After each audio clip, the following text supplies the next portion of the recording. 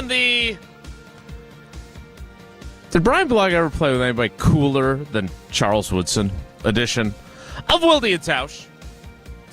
On 94.5 ESPN Milwaukee, 100.5 ESPN Madison, 1430 ESPN Beaver Dam, ESPNWisconsin.com, the ESPN app, your Alexa smart speaker, streaming live video, Twitter, Facebook, YouTube, and, of course, everything you need on WisconsinOnDemand.com and the Wisconsin On Demand app. I'm Jason Wilde in Green Bay. Jesse Nelson is out today on assignment. So in the Everlight Solar ESPN Madison studios, it is the love letter writing recent University of Wisconsin-Madison graduate Riley Yauk in as their cousin sub of the day. Cousin subs, we believe in better. And Tausch is out too, from my understanding, until next Friday. So in our cavalcade of outstanding, it's a good thing we got a deep bench, man. Our outstanding cousin subs of the day, leading off, he is a future Packers Hall of Famer. They had to get Clay Matthews in first. His day is coming. A Iowa Future Farmers of America Award winner or some such, and now a future farmer, soon to be real farmer with his goats and his donkeys and his oranges. It is Bryan Bulaga. Bryan, good morning. How are you?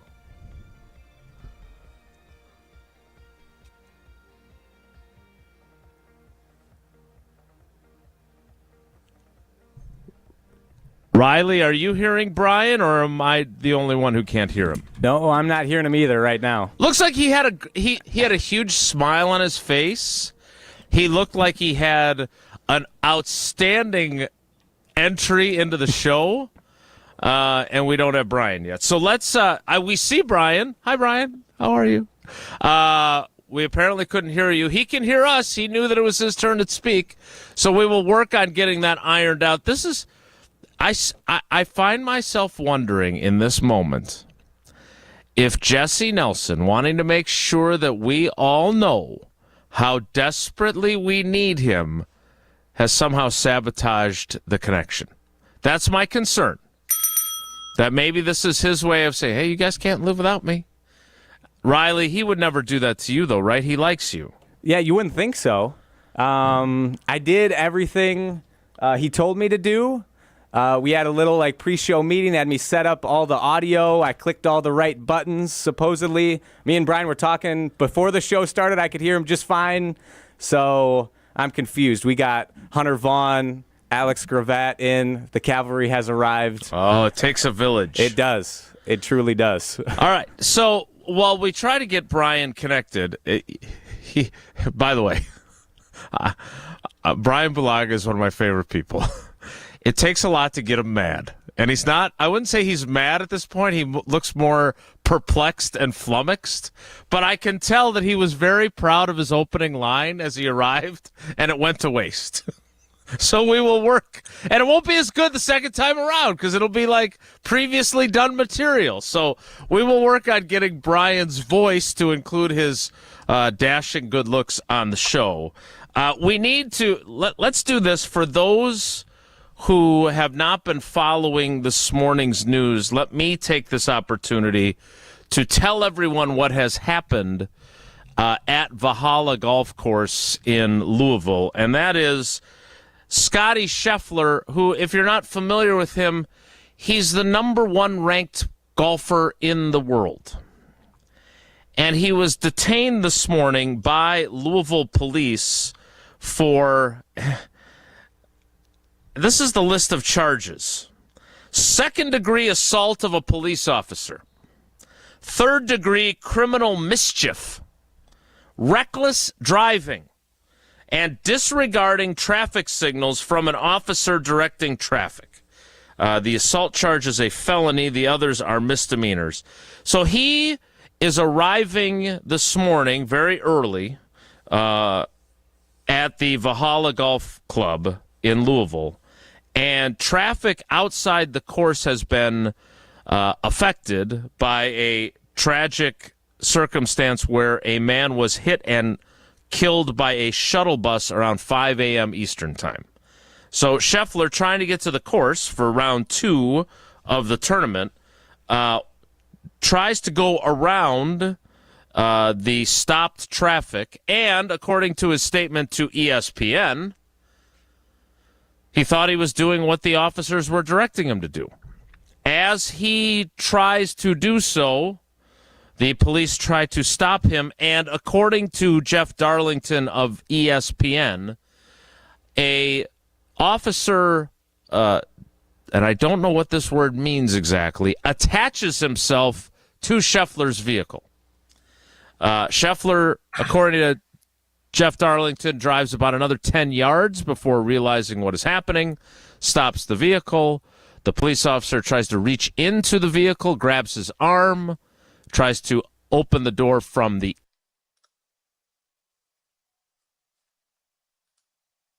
against the vehicle, led away in handcuffs. There's some video from Jeff Darlington indicating that he tried to explain Jason, who can Scotty. you hear Hey! We're good? All right, we're good. Welcome to the show, big fella. All right, we're back. We're back. No. Can you think of a? It would be worse to be arrested going to your golf tournament. So we'll talk about that.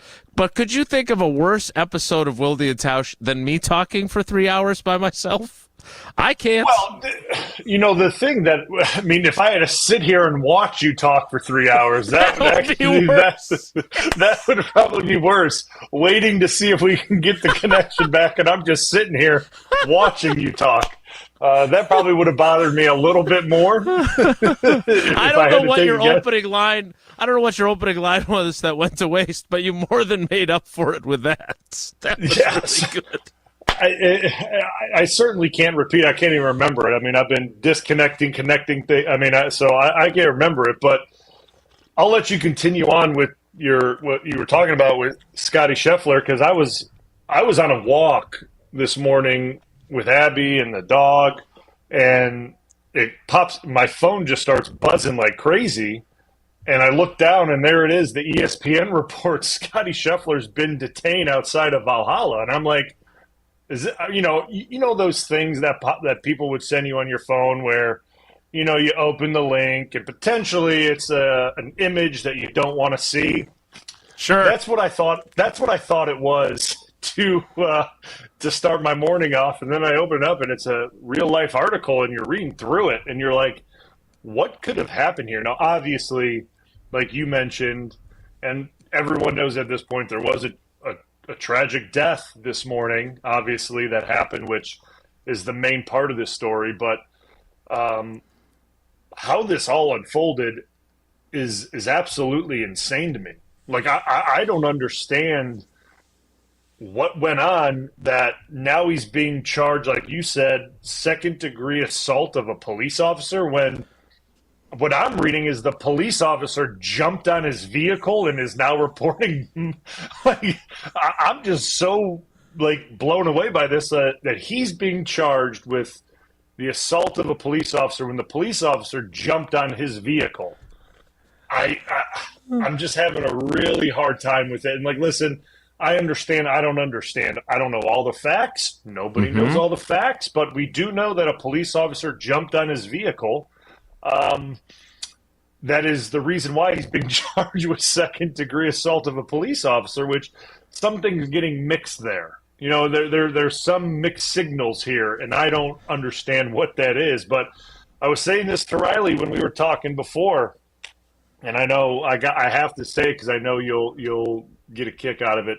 This wouldn't happen at a live event. This would not happen at a live event. If Scotty Scheffler was showing up to a live event, there'd have been no way this would have happened. That's all I'm saying. But yeah, regardless, I know that's making light of the situation, but I've never seen anything like this. This is absolutely insane.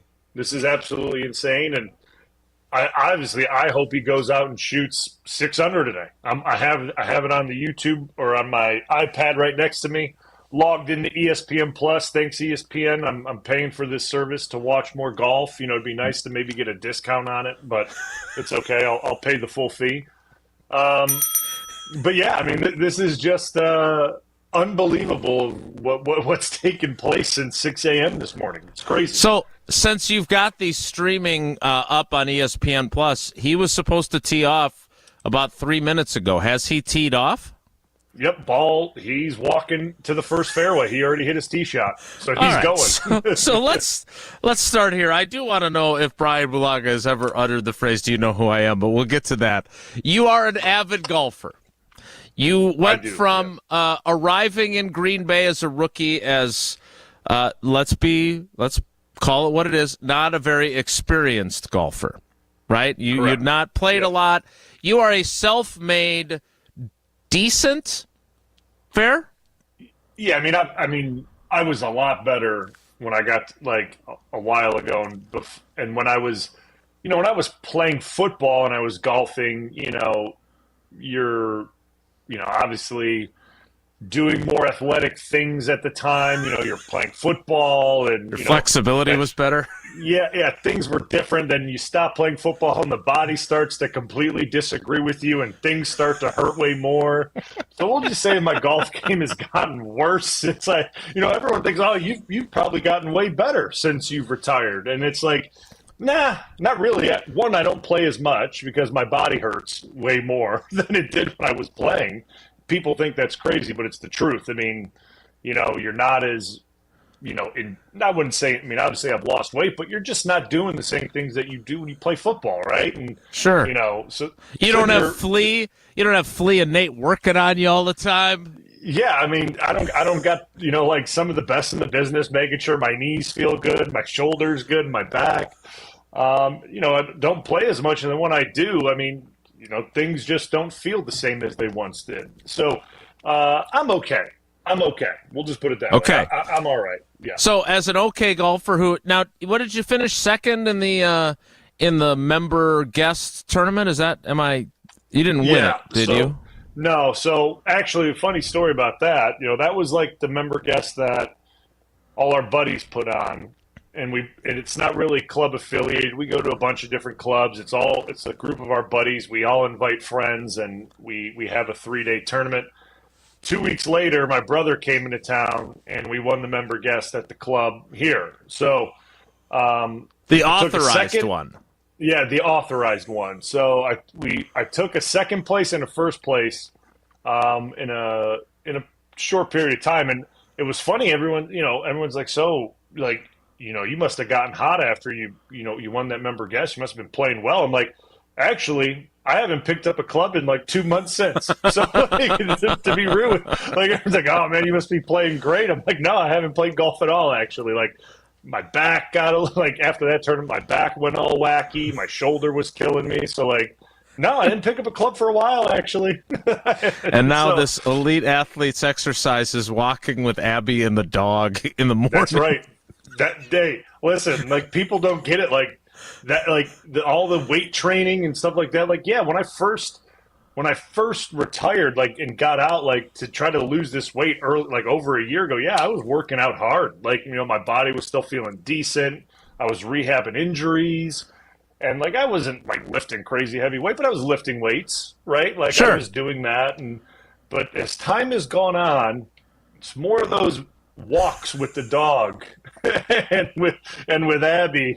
She works out, and then I'm just, we're gonna go on a walk this morning, and she's like, yeah, I guess. I'm like, all right, I need some company as I'm walking the dog. Like, and listen, Leroy, my dog Leroy, that's weight training. He's 135 pounds. I got to pull on him when he gets excited. He's a heavy dog, so yeah, I mean, there's some strength training by holding on to a dog on a leash, I guess, but definitely not the same it once was. We'll just put it that way. So what I want to ask you coming up, since now we've got you locked in, is as a decent golfer, and I was once a decent golfer. I'm going to try and start playing again with both of our girls wanting to play golf, but nice. We both know that part of the game, perhaps most of the game, is not in your grip or in your swing. It's in your head. Mm-hmm. And I am curious to talk about how Scotty Scheffler goes from what happened this morning to a being focused and locked in on a major championship opportunity after the morning that he had. Bryan and I will talk about that coming up, because it also applies to your more than decade in the NFL, right? You're as much of an athlete and strength and all the other things go into it and knowing the game plan. We'll talk a little bit about the event I did with Charles Woodson last night at Lambeau Field too. And, I don't think people appreciate, quite frankly, and I know there are guys that don't fit this description, and that they just have great talent and great reactions and they're able to be great players without being super smart players. But I've always felt like you have to be pretty damn smart to play in the NFL. And that's another aspect to the game that I think it's underrated. So we'll talk about that, about both Bryan Bulaga, NFL player, and Bryan Bulaga, mediocre/decent golfer, as we roll on with Bryan as our cousin sub of the day. Kudos to Alex Gravatt and Hunter Vaughn and Riley Yauk for getting Bryan on the air.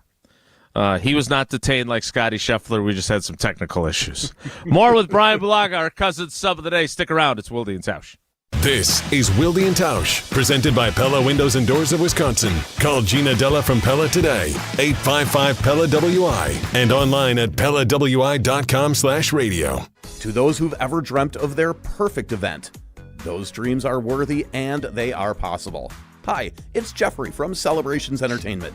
With hard work, passion, and great music, we will make your event dreams a reality. Every event is a labor of love, with one-on-one planning, customization, and flawless execution. Bringing your event to life is what we do. For a fun, memorable event, visit celebrationsentertainment.com. That's celebrationsentertainment.com. LabCorp Clinical Trials is changing to a new name, Fortrea. While the name may be different, Fortrea combines decades of great experience and professionalism with new opportunities for clinical trial participation. It's more than a mission and more than a new name. Fortrea is dedicated to moving healthcare forward. To learn more about the future of healthcare and upcoming clinical trials, visit us at FortreaClinicalTrials.com. That's FORTREA clinicaltrials.com. When you're in the right place at the right time, things get done. The important things, like knowing what you need and how it all works. Talking truck. Fixing it right the first time. At Zimbrick Chevrolet, our people get it done right and now. That's how you know you're in the right place at the right time. And you'll never overpay at Zimbrick Chevrolet. Hey, Drew Scott here, and I'm Jonathan Scott, reminding you that life's better with a home policy from American Family Insurance. They can help you get just the right protection at just the right price and help you save when you bundle home and auto. Kind of like Goldilocks and the Three Bears. It'll be just right for you. We love a custom build. American Family Insurance. Insure carefully, dream fearlessly. Get a quote and find an agent at amfam.com. Products not available in every state. Visit amfam.com to learn how discounts may apply to you. American Family Mutual Insurance Company SI and its operating company, 6000 American Parkway, Madison, Wisconsin. Mark Tauscher here for Mosquito Joe of Madison. Well, tired of dealing with pesky mosquitoes, rodents, and other unwanted pests? Well, look no further than Mosquito Joe. Their experts provide comprehensive pest control solutions, keeping your yard and home free from mosquitoes, rodents, rats, stinging insects, and much, much more. From mosquitoes to mice, Mosquito Joe is your partner for comprehensive pest control solutions. Call to schedule a free inspection and let Mosquito Joe transform your indoor and outdoor living experience.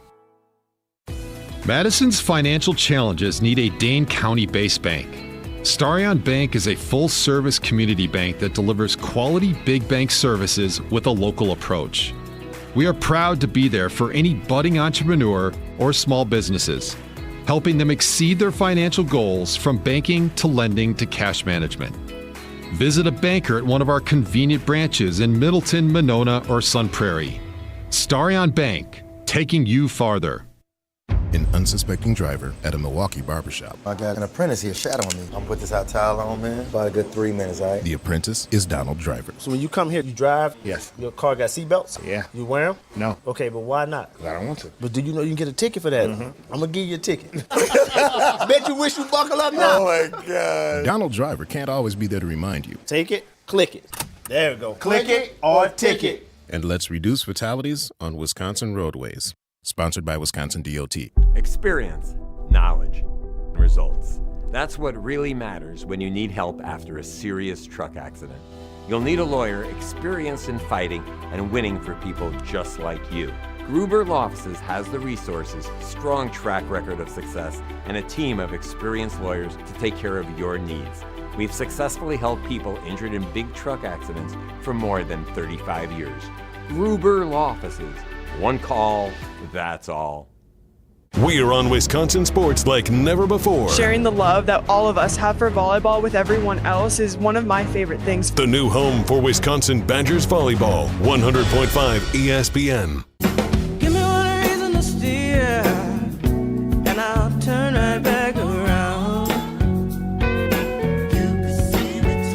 Brian Bulaga is our cousin sub of the day. Cousin subs, we believe in better. I was actually paying you a compliment yesterday, which I don't feel real good about, let's be honest.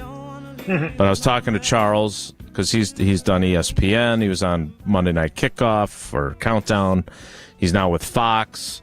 But I didn't mean to sound surprised when I said this, because that was not my intent. But I told him how good you are. I don't know how you've managed to get good at this. Just grinding, probably.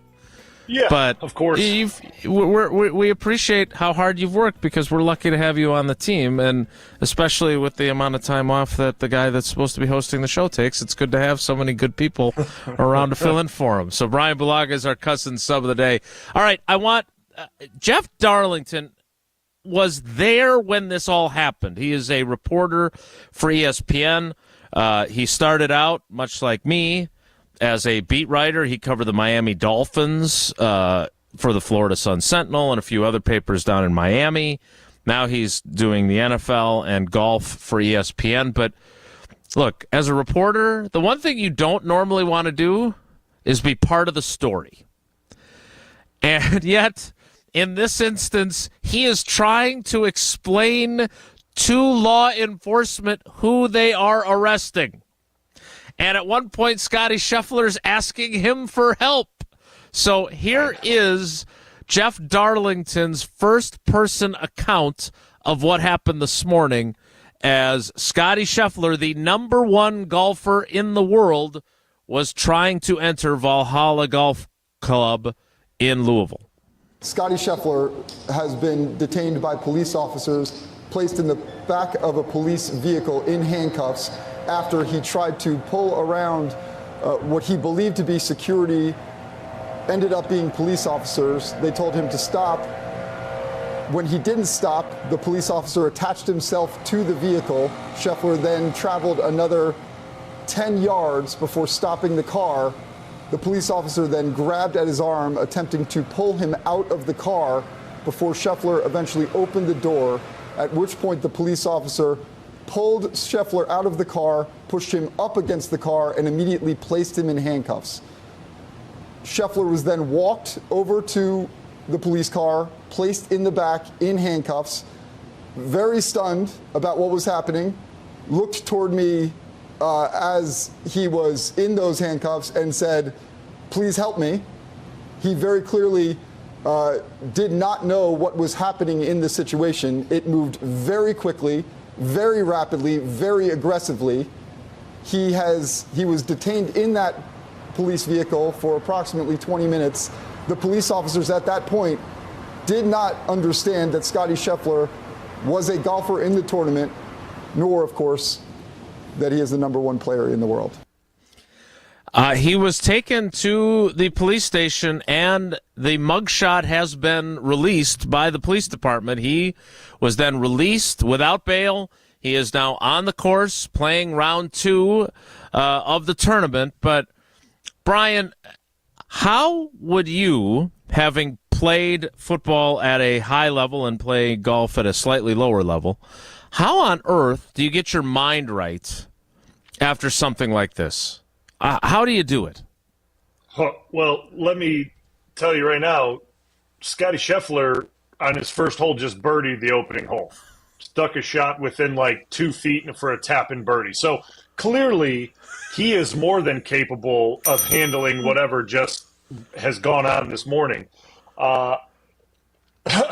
It's really incredible to see how he does today and how he handles it, regardless of the fact of what his score is or what he does. But to go on to a major championship like what has happened to him today, and to mentally be able to dial in, right, and turn off everything that has happened to him in the last 4 or 5 hours and go out and prepare for this. Now, obviously, for Scotty's sake, the crowd is behind him. They're supporting him. It isn't like he did something crazy that would be a negative, vibe for him around the golf course. Obviously, the fan support is going to be very positive for him, which is a good thing, right? Right. No one's going to be heckling him. He didn't do something last night that was inappropriate or something that wasn't good. He was merely trying to get to the golf course, and whatever, what took place is what took place. Now, for me personally, say I was driving in the Lambeau Field and the Green Bay PD had a certain section blocked off, and I knew that was the only way I could pull in to Lambeau Field, and I went around what they had blocked off, and we'll just say Officer Steffens, because Dave was with us a bunch, jumped on my truck, and I pulled over to the side of Lambeau Field. And I wouldn't put it past Dave not to do that, too. I could see him jumping on your truck. Yeah. And he pulls me out of my vehicle, and as it was Jeff Darlington reported, got slammed up against my vehicle and put in handcuffs and walked to a cruiser and detained and drove him down to the station. I'd be a little shook. And I wouldn't really know how, regardless if Doug Collins and the guys came down to the station, got me out, brought me back to this. I don't know how I would really handle that, because there's routine, especially for golfers, how they do things. There is a routine. And you saw him arriving to the range with 30 minutes till his tee time, and everything that he normally does before a round of golf has just been thrown out, right? Like everything that he normally does has been just thrown out the window. And these guys are professionals, right? Like they can hit 20 balls and go shoot 65 at their local course. But this isn't their local course. This is a major championship. And I don't know how, and obviously he's the world number one. He's the best player in the world by a mile, and he's amazing to watch. But I don't know how you mentally focus in, especially after the charges that you have a second-degree assault on a police officer charge now pending on you, right? That's a thing. For me, it'd be like returning back to Lambeau Field and being like, okay, I get I now have to face whoever, the Chicago Bears here in 3 hours, but like, how am I? We'll take it even more extreme, like Scotty Scheffler. They get me out of the Green Bay Police Department with 45 minutes till we run out on the field for the first play of the NFC Championship game. Yeah, exactly. Of a championship game. And I got to throw my pads on really quick, get taped, and run out, and without taking any warm-up snaps in the pregame, and just say, here, go do it. Go have fun. I don't know how I would do it. I really don't. Like, yeah, you got to go do a job, and you got to go play, and people are counting on you to do it, as is, his caddy, Ted Scott. They were all relying on him. But, like, mentally, I don't know how I would get my mind right. Like, I don't know how I would do it. Which is making potentially what he does today that much more impressive. Like, in the back of your mind, I guess for him, and I would be the same way, like, I know I didn't do anything wrong to the point of, like, I committed a crime. Like, I didn't do anything that, I guess was criminal intent. Like, I didn't mean to do anything, mischievous or malicious, and I certainly didn't ask for the police officer to jump on my vehicle either, and potentially they said the police officer had minor injuries. I mean come on, man. Like, you jumped on somebody's car, and it's not like he was going 50 mile an hour. He was probably literally just had his foot off the brake. But it's really crazy to see how he's gonna. I mean, he just hit onto a par 3. He'll have a putt. Like, just playing the way he is, it's incredible. So, hats off to him on however he gets it done. I don't know how I would do it.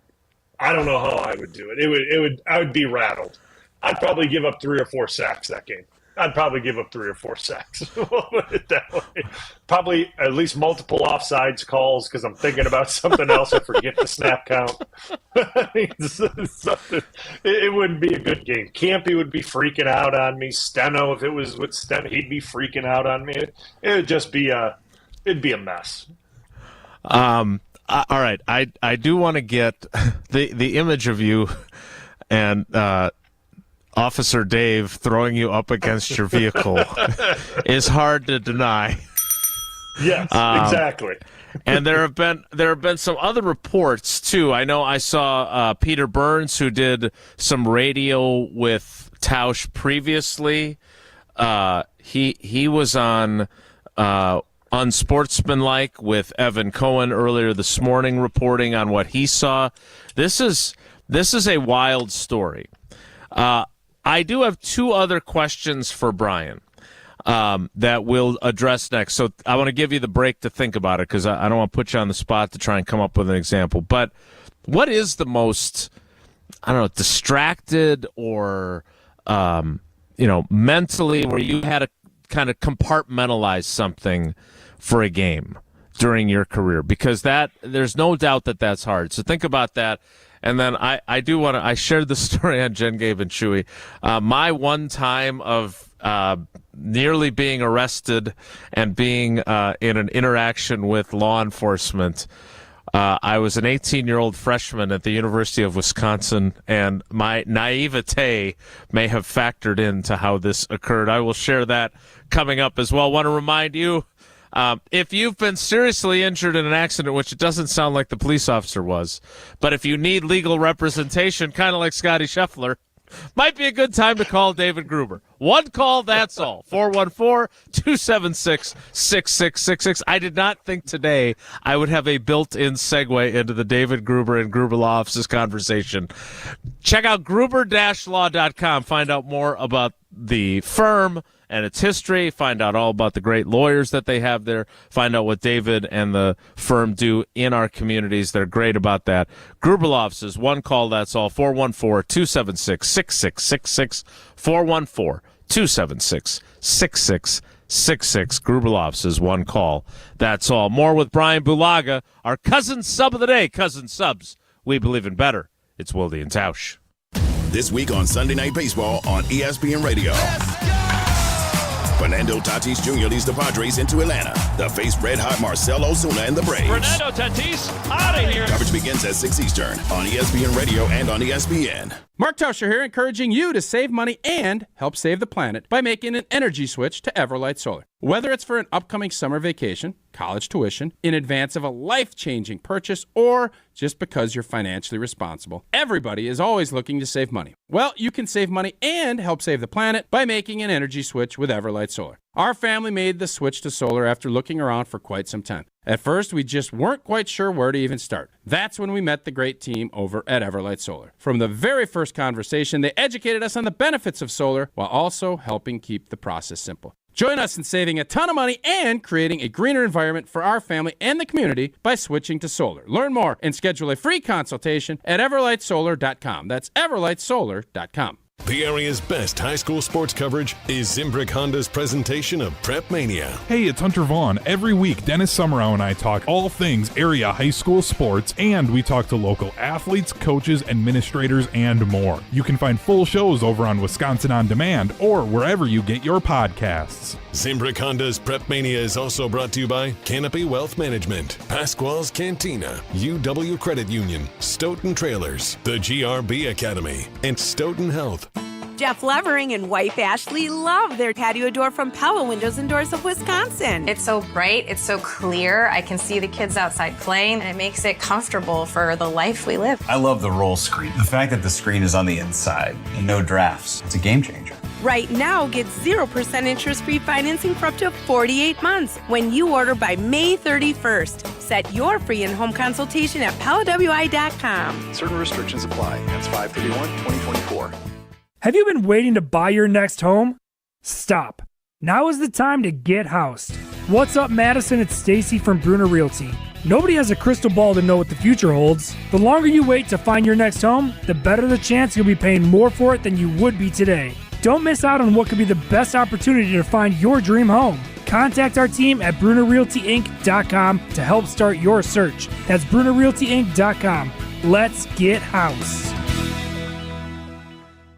You can drive cutting-edge design. 2024 Audis are on the lot and ready for delivery. You can save $7,500 on select Audi EVs with the AFS EV lease bonus. See dealer for details and exclusions. Eligibility is subject to credit approval through Audi Financial Services. Cannot be combined with National Customer Credit. Offer expires June 3rd, 2024. Stop in and test drive today. Check out their website to see their current electric vehicle inventory and their monthly specials. The search for your Audi begins at Zimbrick Audi Madison off the Beltline and Rimrock Road. Drive yours today. From color-changing alexandrite to shimmering zircon and everything in between at Chalmers Jewelers, you'll find high-quality, affordable, one-of-a-kind pieces. We source straight from the gem cutters, and we manufacture in-house from start to finish. As the manufacturer, we believe in truth in pricing. Never pay more for quality and stunning, beautiful jewelry. She's one of a kind, and so should her jewelry be. While others may send your jewelry dreams to someone else to make, with us, your dreams become reality with the help of our custom jewelers, with you involved the whole way. With a staff that has over 200 years of combined experience, why buy from a place that marks up jewelry made by the thousands? When you can buy direct from Chalmers for that one-of-a-kind piece that is better quality, often for less. Chalmers Jewelers in Middleton and Madison. Hey, it's Alex Stroh. Stay in the know on area high school sports and follow ESPN Madison on Twitter for Prep Mania on Deck, each week's preview of the top games and events. Prep Mania on Deck is brought to you by Zimbrick Honda, a proud supporter of high school sports and local communities. Like, share, and follow ESPN Madison everywhere. Follow us on Twitter, Instagram, Facebook, and TikTok for more great content from ESPN Madison. This is 100.5 ESPN and Wisconsin On Demand.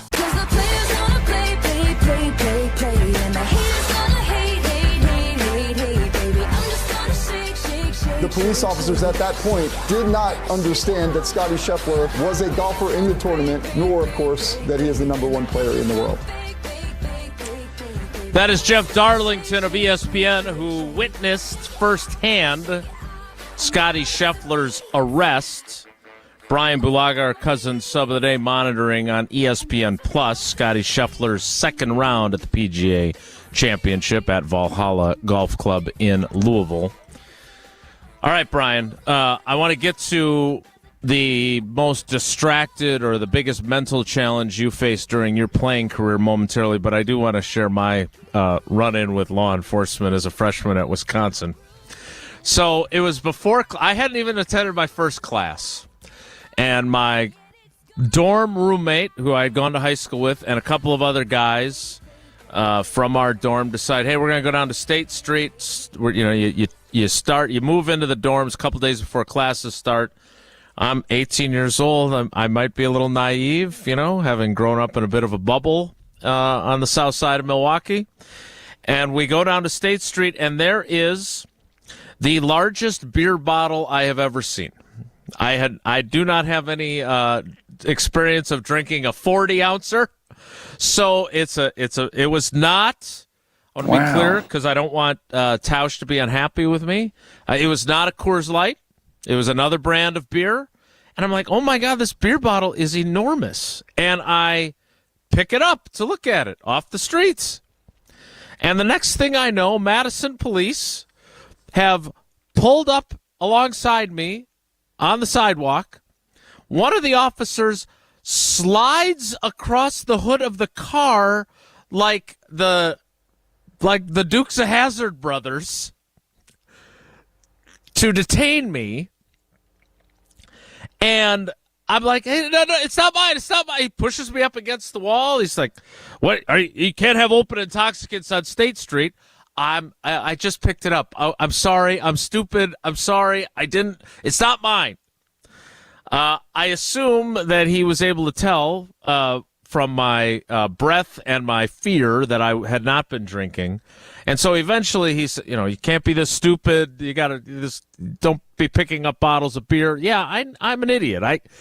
Guilty as charged. If you want to arrest me for first degree moronic behavior, totally deserved. Take me away, officer. But nevertheless, he did not detain me the way Scotty Scheffler was. And so that was my big run-in. And I will say, and I don't know how Scotty Scheffler handled this. Obviously, he's at a different point in his life than I was in my little run-in. But anytime you have a interaction with law enforcement that is not a pleasant, hey, how you doing, or maybe you getting a speeding ticket, it is scary. And so the fact that he has been able to refocus and play the way that he has started the second round is impressive. Now, I am curious. I'm curious of a few things. Every time I ask you a question now, I'm going to be worried that the audio's not working. But I am curious, during your playing career, if you had any distractions that you had to deal with that you had to figure out a way somehow to compartmentalize so you could focus on your job. Yeah, thankfully I never had anything like, say, on a game day. I never had anything that really was something that I had to deal with on a day of a game. But I remember in 2015, or it'd be 2014, Abby was pregnant with Declan, and we were at I was at the stadium. It was a practice, and it was, I think, the walkthrough before, like in the crick or in the indoor thing that we had that was attached to the weight room. We were doing our pre-practice like walkthrough thing in there, and I got Doug Collins comes into the crick, and he is talking to Campy, and then Campy pulls me off, and he goes, "Hey, Doug wants to talk to you." And, when Doug's wanting to talk to you, you're like, okay, what did I do something wrong? Like, what happened? Like, right. And he goes, Abby's been in an accident. She's okay. But, she, called Sherry and wanted to, let you know. And, she's pregnant with Declan. And, so I was freaking out. So, like, I guess she hit black ice, like going onto the ramp on Lineville, and ran into the back of a tow truck or something happened. I don't know what it was. And she got a ticket and whatever it was. But so I rush home to make sure that, everything's okay. We go to the doctor that day to get another ultrasound, because she wasn't sure if, she hit her stomach on the steering. Right. She was very, rattled by it. And, for me on a Thursday, that's a big practice day. Like, that's our heavy workload day. It's where we install a couple more things. You have pads on. It's kind of like the final practice of the week, besides like a Friday jog through. So, like, it's a big day, and obviously would leave practice every day of the week if something happened, wife gets in an accident or something like that. But, after we got to the doctor and everything was fine, and I took the car to get repaired because the front end was, we'll just say, pretty banged up. That wasn't good. I was sitting at home, and because I didn't get done with all this until even after meetings was done. So, like, we were all over the place trying to get this stuff done. I was just remember sitting at the house, like, I'm like, man, I hope I didn't miss anything, or something new didn't get put in that I didn't, that I missed or anything like that. 'Cause right. Obviously 2014, we were a pretty good team. Like, we were really good. Things were going our way. We were playing well.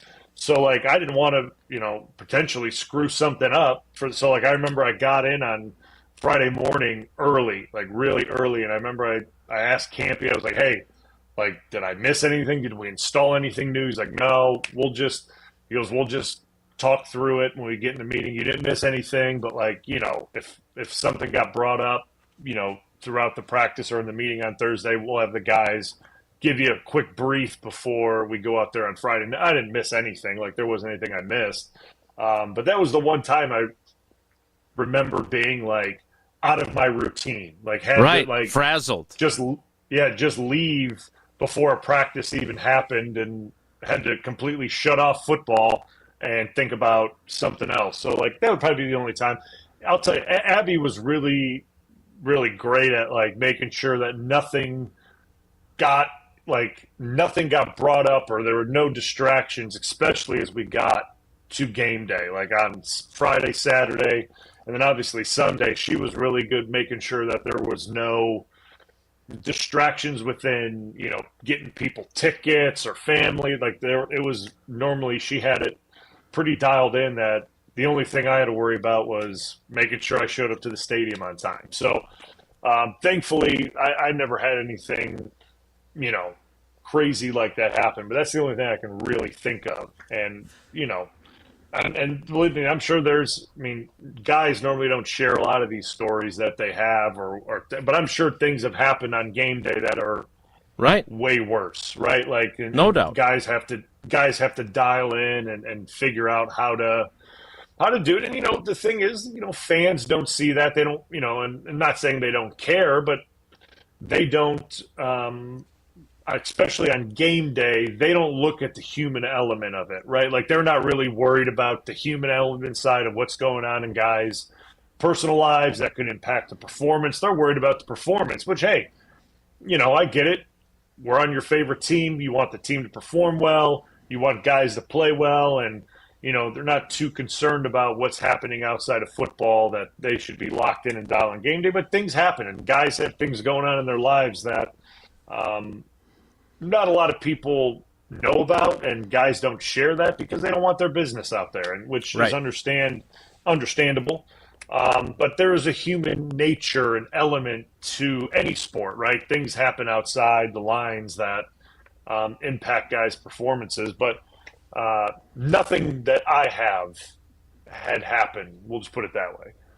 Well, and of course, for Packers fans, the most memorable example of this is Brett Favre's father passing away the day before a Monday Night Football game in Oakland. And look, I'm, as I get ready for season 29, this is, I've covered 500 NFL games at this point, Super Bowls, playoff games, meltdowns in Seattle. And when it comes to most compelling things I've ever seen, it was what Brett Favre and that Packers team did in Oakland in 2003. And not even just how well Favre played, but, and you know this from having been on teams and what it's like to rally around people and teammates that you care about, the way his team played around him.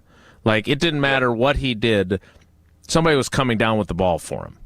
And to see how the team rallied around him is one of those great examples of why sports is such a compelling thing to have in all of our lives, because it does apply to the real world, because if you care about someone, you will do anything for them. And on that night, that's what the Packers did for Brett Favre. So we will continue to monitor this Scotty Scheffler story.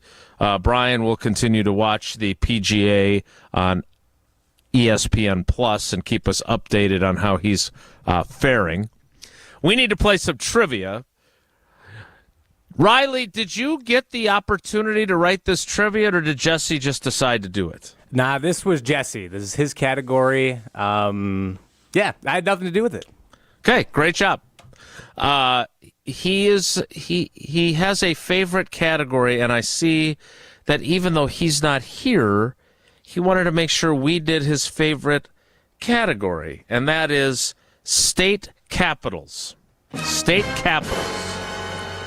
So, with Jesse not here, but here in spirit with his trivia questions, 844-770-3776. 844-770-3776. Our cousin sub of the day, Brian Bulaga, wore number 75 in the NFL. We will not make Riley Yauk take 75 calls. We'll add 7 and 5, and we'll make you take 12 calls. Caller 12, 844-770-3776. 844-770-3776. Caller 12 plays Wilde and Tausch Trivia with Brian Bulaga. Next, it's Wilde and Tausch. Luka, Kyrie, and the Mavs return to Dallas up 3-2 and look to finish off the Thunder. Will OKC survive and force a Game 7? Game 6 of the Mavs and Thunder. Coverage begins Saturday at 7:30 Eastern on ESPN Radio and on ESPN. Mark Tauscher here, and it's another Feel Good Friday on Wilde and Tausch, painted by Holman Lindsay Paints. Stay tuned for some of the best Feel Good stories of the week to close out today's show and to start the weekend right. And speaking of starting something right, it's one of the best times of the year to get to work on your home's paint project. When you're ready to get started, do what my family did and trust the pro painters at Holman Lindsay Paints. Holman Lindsay is the one paint that can withstand the challenges of Wisconsin's weather year-round. That's why it's truly Wisconsin's best paint. Holman Lindsay, great paint, great people. Check them out at HallmanLindsay.com. And stick around for Feel Good Friday, coming up to close out today's show, painted by Holman Lindsay Paints. Pella Windows and Doors of Wisconsin present your Badger Minute. This Badger Minute brought to you by your Badgerland Chevy dealers, proud supporters of Badger Athletics. Go to BadgerlandChevy.com. With your Badger Minute, I'm Hunter Vaughn. The Wisconsin football team has wrapped up their spring practice, and head coach Luke Fickell is feeling confident about the team. I really feel good about where we are. It was a very competitive spring, and I think we got a lot better in a lot of different ways. Solidified some stability, I think, in groups and units, and created some competitions that they're going to vote really well for us come the fall. The Badgers officially kick off their season August 31st as they host Western Michigan at Camp Randall. Right now, get 0% interest-free financing for up to 48 months when you order by May 31st. Set your free in-home consultation at PellaWI.com. Wild Rock Golf in the Wisconsin Dells, a must-play every golf season. Wild Rock Golf features championship golf in the heart of Wisconsin. Wild Rock, a Herdston Fry masterpiece that's cut from the natural beauty of the Wisconsin Dells and offers stunning views from elevated tee boxes. Wild Rock presents spectacular greens that roll fast and true. Wild Rock Golf in the Wisconsin Dells, a unique gem that offers a challenge to avid golfers of all abilities. Book your tee time today for this must-play at wildrockgolf.com, wildrockgolf.com. The GRB Rays have established themselves as one of the top baseball programs in the Midwest and the country. GRB Academy offers training programs for players of all ages and skill levels. Learn from some of the best baseball coaches in the area and find the program that fits your training goals and your schedule. Spots are filling up fast, so visit grbacademy.com to sign up now. That's grbacademy.com. GRB Academy, baseball for the serious player. If you're a motorist of the four-wheel variety, please watch out for those of us in Wisconsin who do their traveling on two wheels. Adjust your mirrors to reduce your blind spots. Allow motorcyclists a full lane width. Use your turn signal when merging or changing lanes. And allow more following distance between you and the motorcycle. Motorists and motorcyclists can work together to achieve zero preventable deaths on Wisconsin roads. Zero in Wisconsin. Together we can save lives. Learn more at zeroinwisconsin.gov. Wisconsin DOT. Protect your dream home with American Family Insurance. And you can weather any storm. You'll also save up to 25% by bundling home, auto, and life.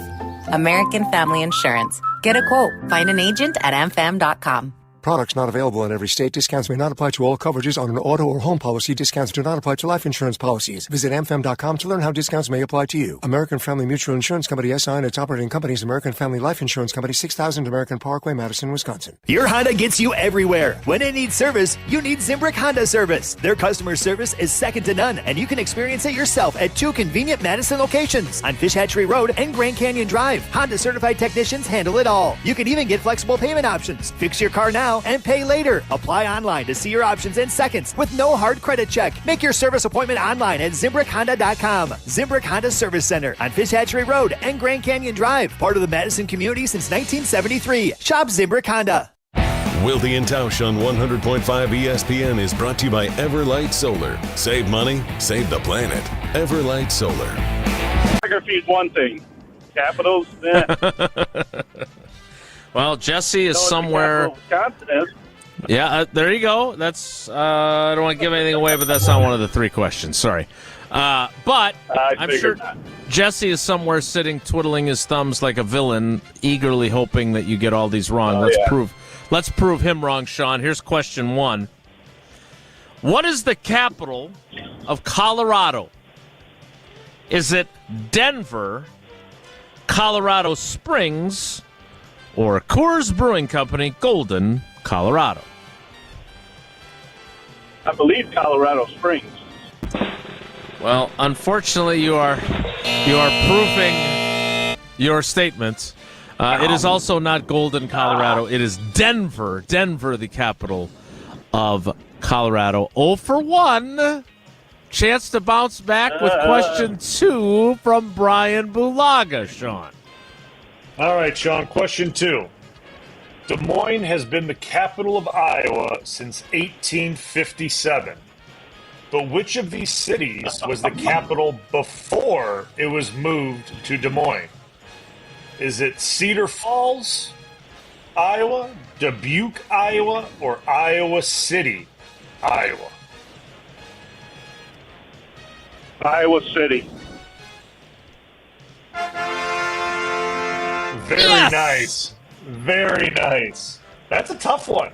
That's good.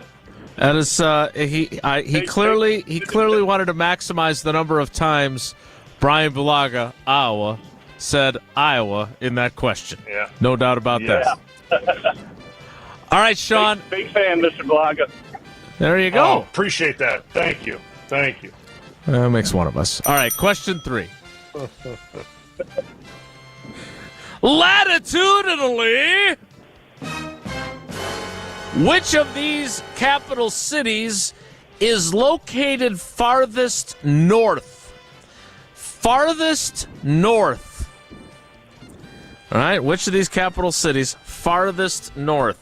Sean, is it Jefferson City, Missouri, Carson City, Nevada, or Richmond, Virginia? I'm going to have to say the Missouri. Yeah, I'll be honest, I would have gotten this wrong, and frankly, I want to make sure that Riley Yauk fact-checks this. Yeah, it's Carson City, Nevada. Yeah, I didn't see that coming. I guess if you look at the map, that makes sense. Well, Sean, we appreciate you not cheating and having a map at the ready. It does mean that you only got one right. It was the Iowa question with your guy, Bryan Bulaga, so that's good. You have 2 of the possible 4 entries into our drawing, which Riley Yauk has been entrusted with doing a little bit later in the program. We appreciate your loyalty to the show and to Bryan Bulaga, Sean. Thanks. All right, love you guys. There's no way you knew that about Iowa. I mean, you went to school there. No. Yeah, I had no idea. Absolutely no idea. I mean, and, that last question, obviously I knew the answer because I'm looking at it, but I would have never guessed it would have been Carson City, Nevada. Nope, I would have me never either. guessed that. Yep. Yeah, I'm looking at a map of the United States right now and just kind of estimating based on where the dots indicating the state capitals are, and I think Jesse is correct just barely. Looks like Carson City is like the tiniest bit above Jefferson City and Richmond, Virginia, but not by much. Boy, he really seems to enjoy that kind of thing. All right, that is trivia. Yeah. We will draw our winner coming up. All right, I want to get to some of Bryan's thoughts about the schedule, and I also want to get to some of his thoughts about Charles Woodson, who I got to spend some time with last night at an event. So we will do that as we roll on with Bryan Bulaga as our cousin sub of the day. We'll kick off the 10 o'clock hour in 2 minutes. So stick around. It's Wilde and Tausch. Don't go anywhere. Another hour of Wilde and Tausch, presented by Pella Windows and Doors of Wisconsin, is coming up next on ESPN Wisconsin, the ESPN app, and Wisconsin On Demand. In the next 30 seconds, I'm going to tell you how to save money and save the planet. It's simple. Ditch your energy bill and make the switch over to Everlight Solar. While electricity prices keep rising, Everlight Solar will give you the chance to take ownership of your power while also reducing your carbon footprint. As a local company based out of Madison, they'll be there with you every step of the way as you make the switch to solar. To learn more about how you can save money and save the planet, go to everlightsolar.com. This is Derek Engler. You're listening to a Good Karma Brands radio station, 100.5 ESPN WTLX Monona, Madison. Broadcasting live from the Everlight Solar Studio, this is your Metro Kia of Madison Sports Center. Good morning, Madison, and streamers everywhere. My name is Riley Yauk, and this is your Sports Center update brought to you by Goodman's Jewelers, the diamond store of Madison for generations. Check them out at 220 State Street and online at goodmansjewelers.com. Starting in baseball is after an off day yesterday, the Brewers hit the road. Tonight's game in Houston against the slumping Astros kicks off a 9-game stretch away from home. The team might not mind, though, as they've had a good amount of success away from the shelter of AmFam Field's retractable roof, going 14-8 on the road while being just 12-9 at home. That 14-8 is good for second best in the National League, only behind the Philadelphia Phillies. Regardless, Freddie Peralta takes the hill for the Crew tonight. Late start on tap as well. First pitch scheduled for 8:10 Central.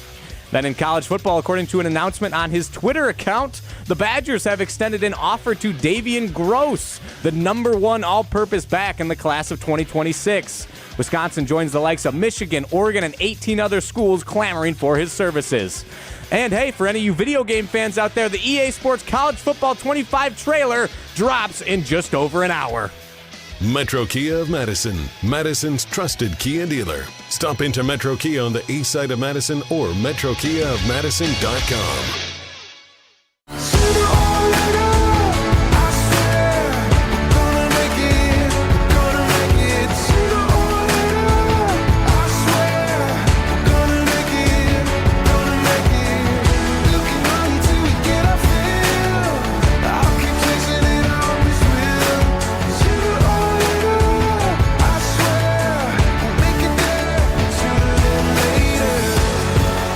The 10 o'clock hour of Wilde and Tausch begins now, and it begins with this question. Bryan, Bulaga, Iowa. How many of the Packers' 17 games right now from the schedule for the 2024 season do you think they are favored in?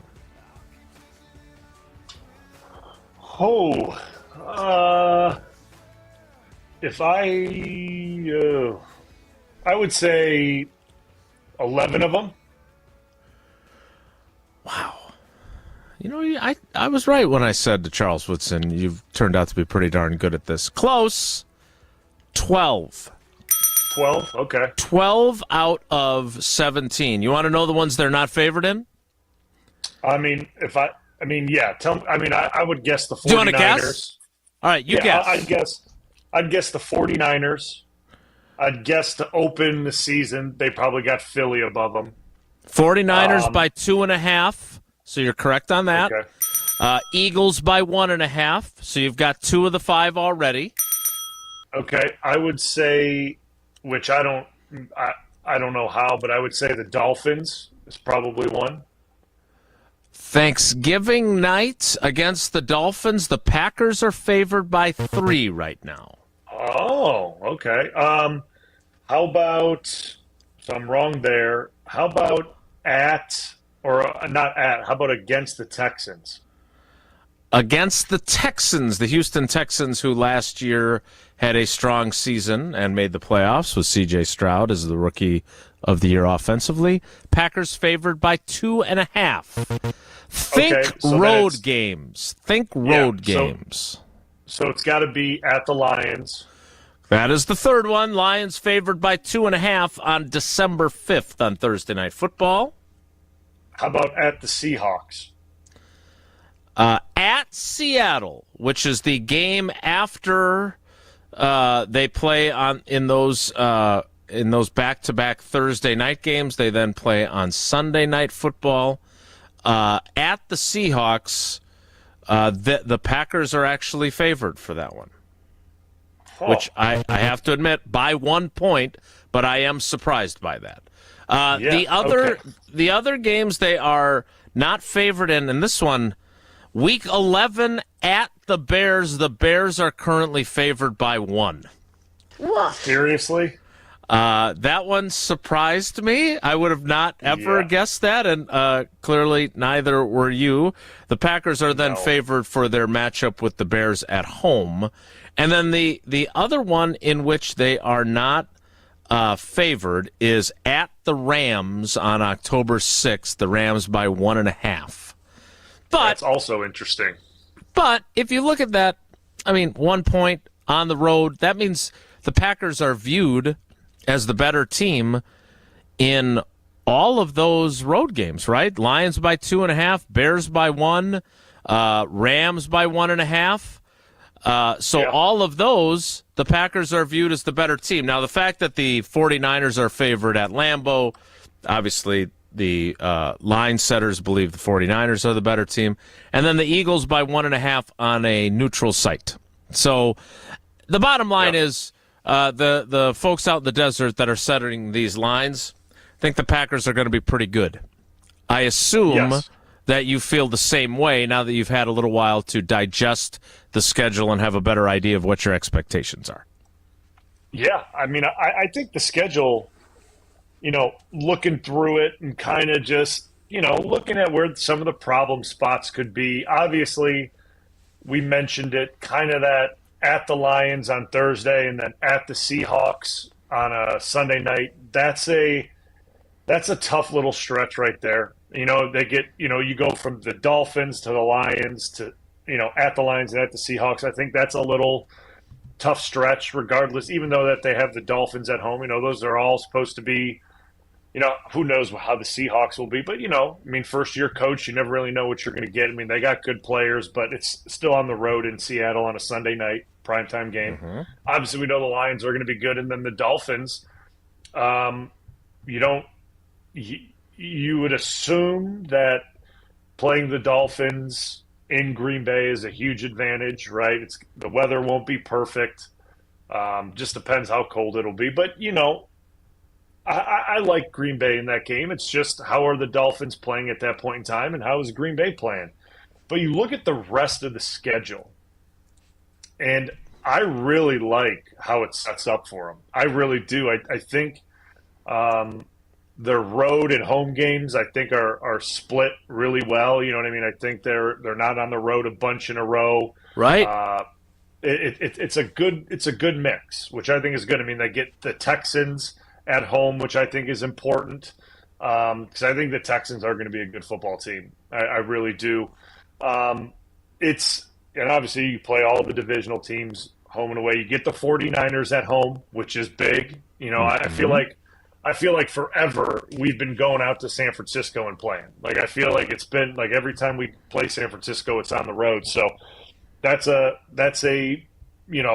big time win for Green Bay if they're able to get that done at home. But the rest of it, I really like it. And obviously, it's so hard to predict this early on because you don't know how teams are going to look. You don't know about injuries and all those things, right? Like it's such a toss-up at this point in time. But I think it shakes out really well for them. I really do. And I just have that is so funny to me that they are dogs on the road to the Bears when nobody has any idea. I can assure you the money that's probably coming in on Green Bay right now, early, like that's coming into Vegas right now on that game, is enormous. It's probably absolutely enormous right now. And that line's going to change in 2 weeks. There's no doubt in my mind. Just because of the money that is being pushed on Green Bay in that. So I think it's a favorable schedule, and they got a lot of primetime games, and obviously things can get flexed too. We all know that things can, but I think we're going to get a really good look at this team, especially you look early in the season, right? Like Eagles, Colts, Titans, Vikings, like they could potentially be 3-0 or 3-1, 4-0 by the time they see, who is it? They go to the Rams in a game that they're not favored in. They could be 4-0 going into that game. So we all know that players and staffs and coaches all look at games, even though there's an extra game now. We look at this thing in quarters, right? Like 4 quarters to a season, I get there's an extra game now, so that kind of throws off the math. But, you look at the first quarter of the season, and, man, you should feel really good as players on that team, like going to Brazil, neutral site. We can, we can get a win against the Eagles. Then the Colts, you don't know how they're going to be at the Titans, new head coach, don't know how they're going to be. And Vikings, who knows who's playing quarterback position, should be able to get that done at home. And then you start the season 3-1, 4-0, and you complete that first quarter like everyone probably expects them to. Man, like I just continue to scroll down the schedule, and I mean, it gets a little more difficult with the Texans and then going to the Jags, because who knows how the Jags will be. They could be good. And then you get into that kind of meat of that schedule. Lions, bye week, at Bears, 49ers, Dolphins, Lions again, and at Seahawks. So it's going to be vital for them to get off to that good start in the first 5 or 6 games, because the meat of that schedule, in the middle of that with those tough games and playing the Lions consecutively pretty close, it's going to be important to get off to a good start. And as much as I've said in the past, like, hey, as much as we saw Jordan Love playing really well at the end of the season, we got to still give them a little grace period in the beginning. I'm changing my mind on that, because they need to jump on this schedule early and get 4 or 5 wins early. They need to do it. It's set up for them. And there's not a lot of time, because I get it. We looked at it last year, right, when they just absolutely stunk in the middle of the season, that it's going to be hard for them to get into playoff contention with the schedule that they have. And they did it, right? Obviously, they played great, and they did it. But this is, there's a lot of expectation now. And early in the season, if you can get 4 to 5 wins in that first quarter and some change, you're setting yourself up really well for later in the season. So I'm excited about it, because I think while there are challenging points, the NFL did them a nice solid early in the season, kind of giving them some games that, they can win and get that record looking really well going into the meat of the schedule in the middle. So I want to break down a little more, because you joined us the day of the schedule release before it was out. Like, there were some leaks, but obviously your Wednesday appearance is before the schedule became official. We knew the opponents. We didn't know what it was going to look like. We didn't know start times, and I wanted to get to that because you mentioned something on Wednesday that is very interesting as it relates to how the schedule turned out. I also want to talk a little bit about those prime time consecutive games. They've got, you mentioned the crucial part of the schedule. They play the 49ers at home in a 3:25 start, and then the next 4 games are all prime time. Thanksgiving at home with the Dolphins, at Detroit on Thursday Night Football, at Seattle on Sunday Night Football, at home against New Orleans on Monday Night Football. So we'll talk about that as well. You did say something interesting there, though, that I think is important. As you pointed out, look, this is a team that won 7 of its last 10 last year. Finished strong. At the same time, if we are being honest, they lose to the Giants on the road, and the Giants weren't a very good team. They lose to the Buccaneers at home, and I know the Buccaneers, went to the playoffs, and they did some good things with Baker Mayfield, but Baker Mayfield had a perfect passer rating inside Lambeau Field. That was not a good day for them. And then they build a lead on Christmas Eve, and the Carolina Panthers rally and had a chance to go win that game. And then they go to Minnesota on New Year's Eve, and Minnesota inexplicably decides to play probably the worst quarterback they had in their arsenal, with Kirk Cousins being done for the season. That helped too. So they were fortunate during the second half of the season. Your point is a good one. The schedule is not structured that way. They have to take advantage early in the season because it's going to be tough sledding. Does that mean they can't do it? Of course not. They beat the Lions on Thanksgiving, and they beat the Kansas City Chiefs back-to-back. So they can win mid-season to late-season big games. I'm not saying they can't. Yep. But to your point, it would be nice to have a cushion if you're the Packers, and you can build that cushion early in the season. I want to get to a couple of the start times. I want to get Bryan's thoughts on those. We'll do that coming up next as the Packers schedule, which came out on Wednesday. You're only with Homer on Mondays, right?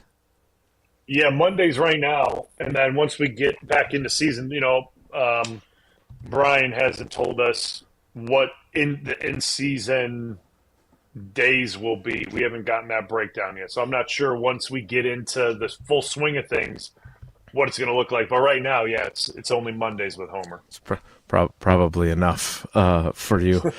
So, because you've gotten a few different chances on our various other platforms to talk about the schedule, but I want to get to the start times because, again, you played more recently than any of our other Packers alumni on our team, and the run of primetime games and the number of noon games I want to talk about coming up. Want to remind you, Associated Bank is the official bank of the Packers. They've been with the Packers since the Packers began in 1919, and they're with you with all kinds of great perks, not just with Packers checking, of course, but also with the best customer service in the industry. They just won another J.D. Power Award for that.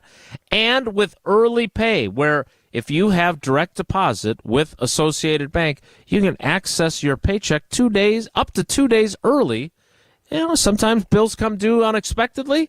You've got that money at your disposal 2 days earlier than your payday with early pay. Go to AssociatedBank.com to find out more. We'll get Bryan's thoughts on the start times of some of these games next. It's Wilde and Tausch. This is Wilde and Tausch, presented by Pella Windows and Doors of Wisconsin. Call Gina Della from Pella today, 855-PELLA-WI, and online at PellaWI.com/radio. Since J&K Security Solutions opened in 1987, our attention to detail and customer service have been our strongest assets. I'm President Jeffrey Beckman. We'll always do our best to find the most efficient and cost-effective solution to every job we tackle. Whether it's security for your home or business, installing video surveillance, or being able to control your garage doors from your phone, we can help you feel empowered with simple and user-friendly technology. Let's work together to secure your home or business. jksecurity.com.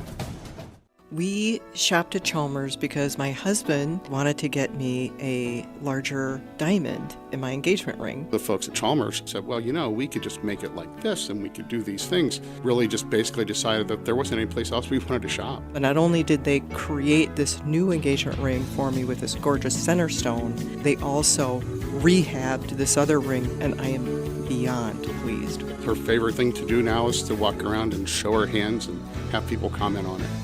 My Aunt Bella was telling a story, and her speech was a bit slurred. Her smile was drooping. Was she having a stroke? I knew it was time to run through the B FAST checklist. B, balance. Bella was fine. E, eyes. Her vision was fine. F, face. Oh, the drooping. A, arms. She could lift both arms. S, speech. Oh, definitely slurred. T, terrible headache. She had one. Signs of a stroke. I called 911 and saved Aunt Bella's life. Brought to you by the Wisconsin Department of Health Services Coverdell Stroke Program.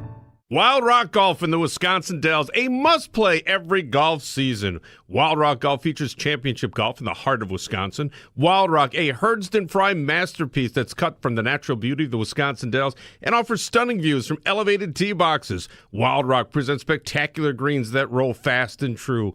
Wild Rock Golf in the Wisconsin Dells, a unique gem that offers a challenge to avid golfers of all abilities. Book your tee time today for this must-play at wildrockgolf.com, wildrockgolf.com. Mark Tauscher here, and when I was on the hunt for a hot tub, I found Patio Pleasures, a locally owned family business. Patio Pleasures has a passion for making your home a place for recovery and relaxation. And that's why I'm excited about my new cold plunge from Patio Pleasures. They only showcase premium recovery and relaxation products, and that's how I know it's going to be great. Gear up for spring and check out Patio Pleasures' 2 incredible showrooms, Madison West and Sun Prairie. I've been here for 28 years. I didn't know anything about trailers when I started here, and now I know a lot about trailers. I enjoy what I do very much. I like the interaction that I have with my coworkers and the pride that you have making the trailers. You always see them going down the road and you say, hey, that blue and white sticker, I made that trailer. My name is Sue, and I'm proud to be a part of Stoughton Trailers. Stoughton Trailers, big trailers, big opportunity. There's a good chance if you watch sports, you're getting served information about hormone optimization. What does that even mean? Dr. Nestor Rodriguez at Carbon World Health can tell you exactly what hormone optimization means. He will take your blood work and let you know if it's right for you. If you're feeling sluggish, not losing weight like you used to, you're not gaining muscle like you used to, or you just don't feel like yourself in most aspects of your life, go see Dr. Nestor Rodriguez at Carbon World Health. In fact, sign up for the 6-week experience so you can see everything that Carbon World Health has to offer, including hormone optimization. Learn more at carbonworldhealth.com. The second annual ESPN Madison Open, presented by Coors Light, is coming soon, and you can swing into the fun. Molly Brown here. Join us on Monday, August 5th at Bishops Bay Country Club and help raise money for the Miracle League of Dane County. Purchase a whole sponsorship, and you'll help provide adaptive equipment, uniforms, and a safe, inclusive environment where every child can thrive. Interested? Email ESPN Madison Sales at goodkarmabrands.com. Sponsor a whole, donate, and make dreams come true with the Miracle League of Dane County, because every child deserves the chance to play ball. The Knicks and Pacers return to Indianapolis. Will the Pacers survive a must-win Game 6, or will the Knicks finish them off and advance to the Eastern Conference Finals? Coverage begins tonight at 8 Eastern on ESPN Radio and on ESPN.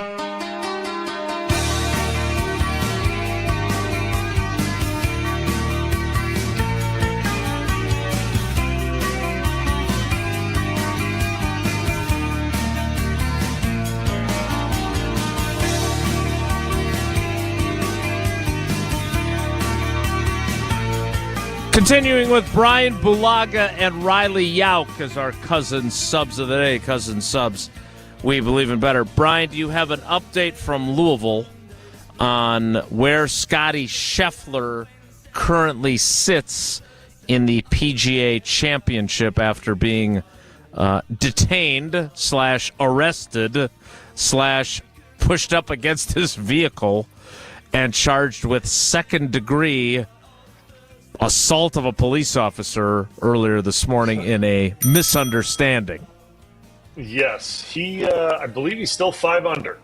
He's about to hit his shot right now. Wow. And then he's on the par 3 14. So he's about to hit his shot. I believe he's still 5 under. So 1 under for the day.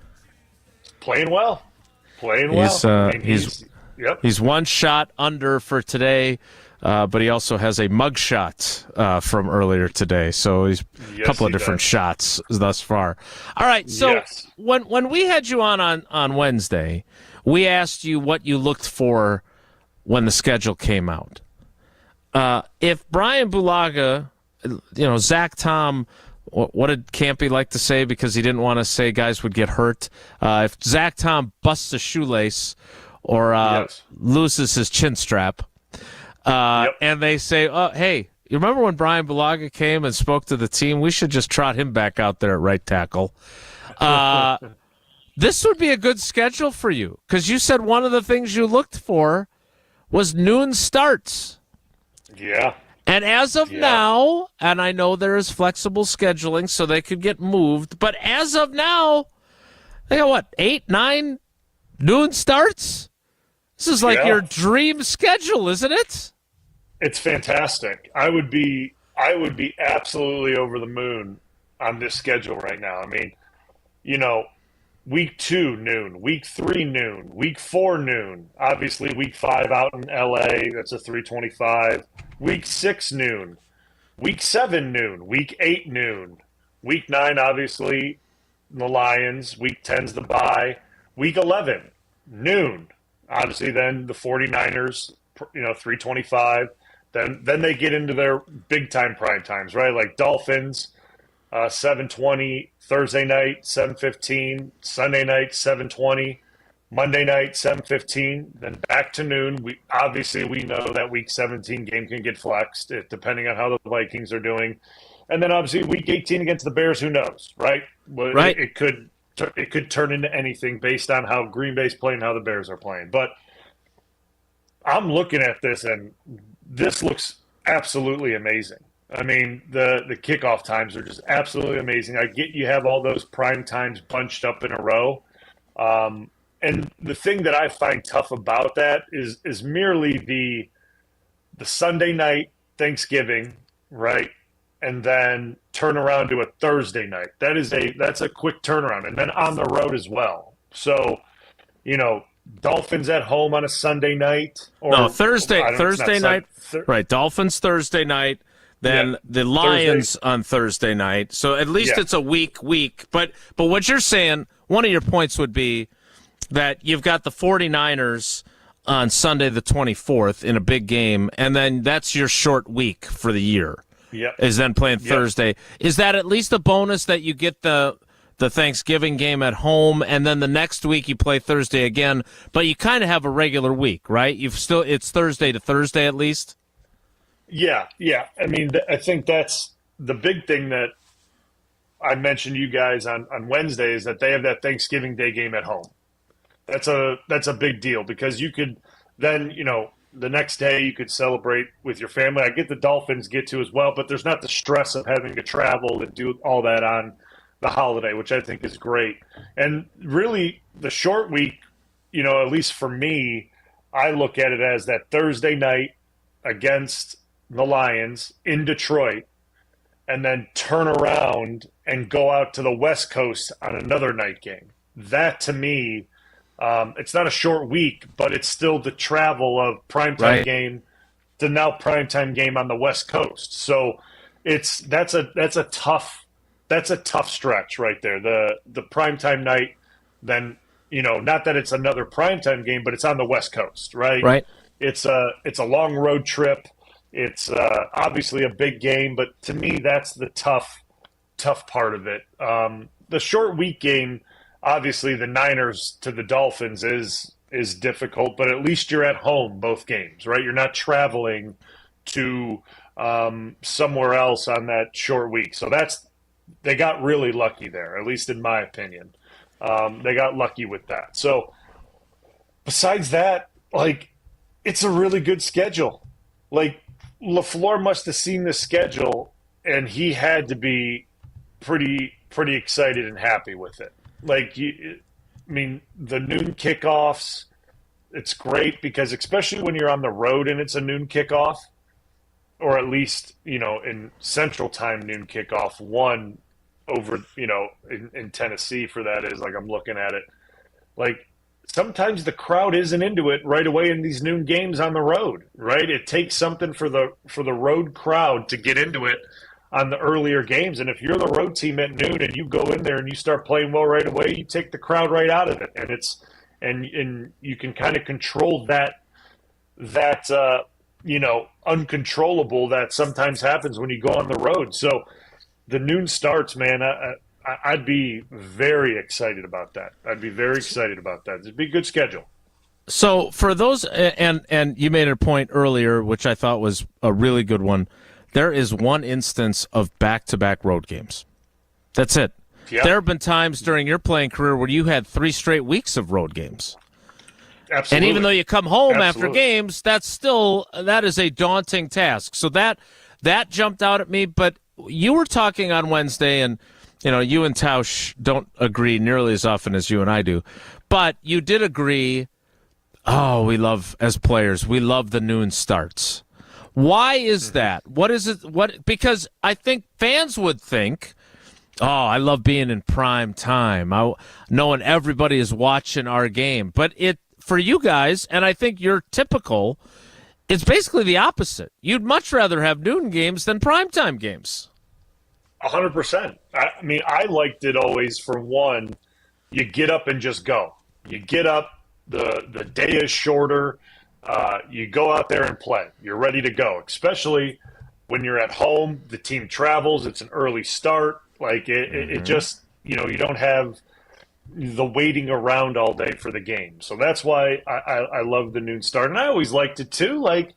not from a football standpoint, but you get done with the game, you can go home, watch the 3:25 kickoff, watch the Sunday night game. You can kind of relax and decompress after a game, where if you play the 3:25 of the night game, there's no time to kind of like decompress and just take a breath. So I always liked it because I can come home, I can turn on the 3:25 game, my iPad, you can load the game on, you can watch the tape after the game instead of just sitting there thinking about it. You could watch it and kind of go over the game tape. So there were multiple reasons for it. And like I stated earlier, I always liked, because I thought the road team, especially when we're at home at Lambeau, never really got up and going for the noon start, especially a traveling team.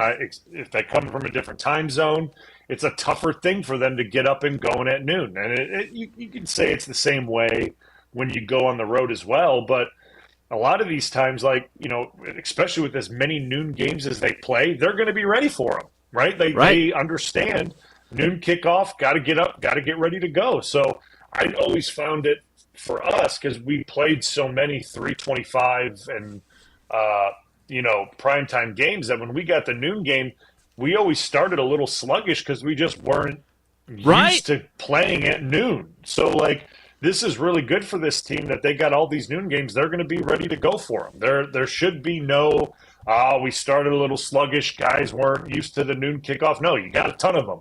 You got to be ready to go for the noon kickoff.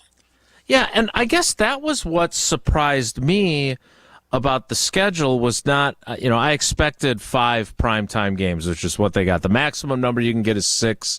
The 49ers, the Cowboys, and the New York Aaron Rodgerses got 6.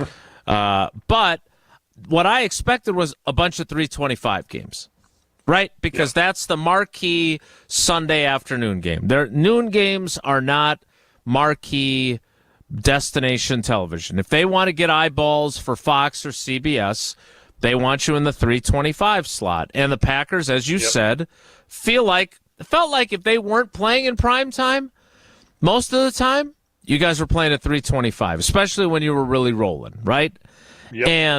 I thought the Texans game might be a home 3:25 start, right?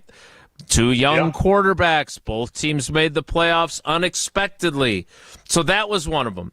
And frankly, I thought at Jacksonville, because, again, if quarterbacks move the needle, I understand last season wasn't as good as the previous season, but, you look at the Jacksonville Jaguars, and Trevor Lawrence is their Jordan Love, right? Needs a new contract, rising star in the league. So I thought that game might be a 3:25 start. It's great that it's not, for those of us that also like to have our afternoons. Yeah.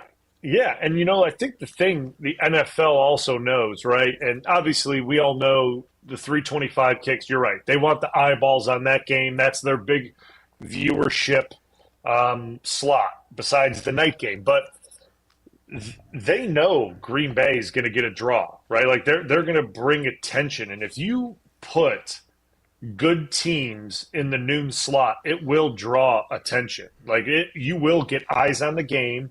There will be, and especially with the YouTube TV now and how you can watch the games, and you could put all the games up and have 4 games going at once and all the different boxes. People are watching all these games. And especially if Green Bay's playing good, people are tuning in at noon. They are. Because as good as Green Bay played to finish out the season, it was must-watch TV. It really was, for how good they were playing and the run that Jordan Love was on. You had to tune in to watch, because the way that they played in the middle of the season when they were terrible, and the turnaround it made and how good they were playing, you had to see if this was going to continue to happen, and it did. So the NFL, I think, looks at this as an opportunity as well to get CBS and to get Fox the eyes on this team in the noon slot and draw attention to it. Obviously, we all know Dallas is always going to get 6 primetime games no matter what. They could be terrible the year before, and they're going to get the primetime games. And we know, obviously, with Aaron's comeback tour this year, he was going to get 6 primetime games no matter what. It was going to happen. So there's certain teams that get them. Like, I'm actually kind of shocked the Chiefs didn't get 6, right? Like, Right. Or did they get 6? No, Like, they did not. No. Yeah, I'm actually kind of shocked by that. So I think the NFL, besides having to work out the travel and all that, the NFL does look at these things super, detailed on how they can get eyes in certain time slots and make these networks happy, right? Like, if you just, like the Thursday night games used to be, you remember they were terrible matchups. Mm-hmm. Nobody wanted to watch them. And no one, and that was a big black eye on whoever had the Thursday night game. Clearly, Bezos comes in, pays a truckload of money, and he goes, I am done having terrible games on Thursday night that nobody wants to watch. So now you look at these Thursday night games, and they are compelling. They are making sure people are watching them. And that's kind of, I think, the strategy with Green Bay. Like you mentioned, the game that I certainly thought was the Texans. People are going to watch that game at noon. It is Jordan Love and C.J. Stroud and 2 playoff teams. They're watching the noon game because it's a big matchup early on. So they're strategic with it. The NFL, regardless of what anybody says about them, they certainly know what they're doing. We'll just put it that way. They know what they're doing, and these games are strategically placed. And Green Bay draws viewership. No matter what, they're drawing viewership, and to have them in that slot will just bring attention and eyes to it. All right, last thing on this. We talked about how you would have handled being roughed up by Green Bay police on your way into the stadium after you made a wrong turn with your truck. But explain why primetime games for players are not the we're on Sunday Night Football or Monday Night Football. Like, I always thought, it's funny too, because as a reporter, I know that there are less experienced reporters that go into like the week of those games, and you dealt with this, asking you questions. Oh, it's really exciting to be on Sunday Night Football, and then you're in the position of kind of having to fake an answer of, it's great, and my family's going to be watching and whatever. But you guys really don't. Maybe there's a few players. I don't want to paint them all with a broad brush, but most players do not like the sitting around all day waiting to play. Right? That's the biggest issue. Yeah. Yeah, to me, that's what it always was. I hated sitting around and waiting and waiting and waiting. And I always looked at it, too, from an actual gameplay standpoint. And, maybe people are going to say you didn't like the competition. No, that has nothing to do with it. I was going to play that game regardless against the guy I was going to have to block no matter what. But guys, especially when you had a quarterback like Aaron Rodgers, people wanted to show out against Aaron Rodgers and sack Aaron Rodgers, and there was extra juice to do that in prime time and really show out. So, like, I always looked at it as, like, guys get, really, really motivated and up for those Sunday night games when they have a chance to go sack Aaron Rodgers in prime time. So I was always under the mindset, like, if we could get this prime time pass rusher at noon, it's a competitive mental thing. I always looked at it as, and no matter what, you play the Khalil Macks and the Von Millers and and all these guys in prime time. You're always going to get their best shot, but that the hype behind those pass rushers from Collinsworth and all these guys and they're going to highlight that matchup pretty much the entire game, and they're going to show that matchup one-on-one, and you knew the kind of the pressure that came with it. So you knew you had to be dialed in. Not saying that if you didn't get beat at a noon game, they weren't going to show it, because they certainly were. Sure. But you know how Sunday night games go, where they have their Walmart Cam one-on-one matchup, and then they're showing live, they're showing live PFF grades as the game's going on now, and they're grading guys throughout a game, and it's just it's a whole production within the production. So, not that us as offensive linemen weren't ready to, play our best in those primetime games, but, we always looked at it as we're better in the shadows, right? Like in those noon games, obviously they're big, every game's a big game, but there's not the hype built around that like they are on the Sunday night games and the Monday night games. And we like to go under the radar, right? Like being under the radar is what offensive linemen do when you don't hear us talked about, that means we're probably doing well. So that's the way I always looked at it. Not that I wasn't ready to play primetime games, because you knew, like I said, when you got Aaron Rodgers, you're going to be in primetime games. And when you got a team that's winning games and you got 10 wins in a season, you're going to be in primetime. So you just got to be ready for it. And it was something that obviously, being in Green Bay for so long, I knew I was going to just have to deal with and learn and be ready to adapt and play. And they weren't a big deal, especially once I got into the later part of my career. You know, once I got past year 3 and 4, you're just expecting most 3:25 and 7 o'clock kickoffs. You're just ready for them. But there was always a little mental game that came along with that as well, why I preferred the early kickoffs. We'll get more insights from Bryan Bulaga, our cousin sub of the day, as we roll on. I want to remind you that Steinhaffel's Memorial Day sale is already underway. You'll get all the newest looks for less during the Memorial Day sale. You'll save big on hundreds of closeouts and bonus buys, from dining tables to mattresses to beds. And they all make it easy to redo your whole house with low monthly payments when you take advantage of Steinhaffel's 60-month financing. Steinhaffel's has something for everyone. The Steinhaffel's Memorial Day sale. Shop both in-store and online at steinhaffels.com. More with Bryan Bulaga, our cousin sub of the day. Cousin subs, we believe in better. It's Wilde and Tausch. This is Wilde and Tausch, driven by Zimbrick Chevrolet in Sun Prairie on 100.5 ESPN. See their full inventory at ZimbrickChevrolet.com. Want to join the fastest growing home solar company in the nation and work in the fastest growing industry in the world? Everlight Solar has open positions in the Madison area and in their newly open Milwaukee location. As Wisconsin's largest home solar company, Everlight Solar offers great opportunities to gain new skills and advance your career. Don't miss the chance to join the Everlight Solar team. Visit everlightsolar.com to apply today. Save money, save the planet, and start with Everlight Solar. Hi, I'm John Hayes, owner of Goodman's Jewelers. I've been here for over 4 decades now, and I can tell you here at Goodman's Jewelers, we pride ourselves on high standards, classic traditions, honesty, and integrity. We're a small independent jeweler with a great history, so you'll find us more personal than other big-name jewelers. Find Goodman's Jewelers in the heart of Madison at 220 State Street. Goodman's Jewelers, the Diamond Store Madison since 1933. The best is at Goodman's. Jeff Levering and wife Ashley love their patio door from Pella Windows and Doors of Wisconsin. It's so bright, it's so clear. I can see the kids outside playing, and it makes it comfortable for the life we live. I love the roll screen. The fact that the screen is on the inside and no drafts, it's a game changer. Right now, get 0% interest-free financing for up to 48 months when you order by May 31st. Set your free in-home consultation at PellaWI.com. Certain restrictions apply. Ends 5/31/2024.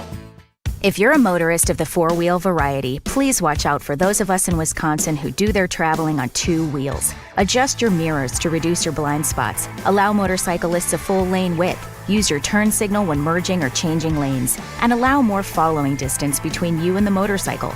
Motorists and motorcyclists can work together to achieve 0 preventable deaths on Wisconsin roads. 0 in Wisconsin. Together we can save lives. Learn more at zeroinwisconsin.gov. Wisconsin DOT. Mark Tauscher here, and when I was on the hunt for a hot tub, I found Patio Pleasures, a locally owned family business. Patio Pleasures has a passion for making your home a place for recovery and relaxation. And that's why I'm excited about my new cold plunge from Patio Pleasures. They only showcase premium recovery and relaxation products, and that's how I know it's going to be great. Gear up for spring and check out Patio Pleasures' 2 incredible showrooms, Madison West and Sun Prairie. The biggest names in the basketball world. Dame Dollar Lillard.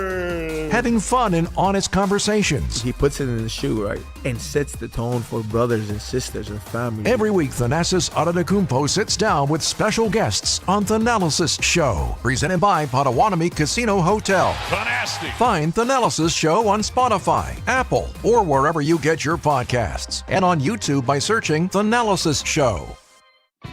Step into nostalgia with the Miller High Life Dive Bar of the Week. Listen to Rutledge and Hamilton every Thursday, and we will let you know where you can enjoy $2 Miller High Lifes. To celebrate our love for dive bars, me and Matt are going to tell you about some of our favorites, featuring one extra special dive bar that will have $2 High Lifes on special for the week. Taste the champagne of beer in its natural environment. A delightfully different dive bar in Wisconsin like Villa Tap, Argus Bar and Grill, Dots Tavern, and Scotty Bar.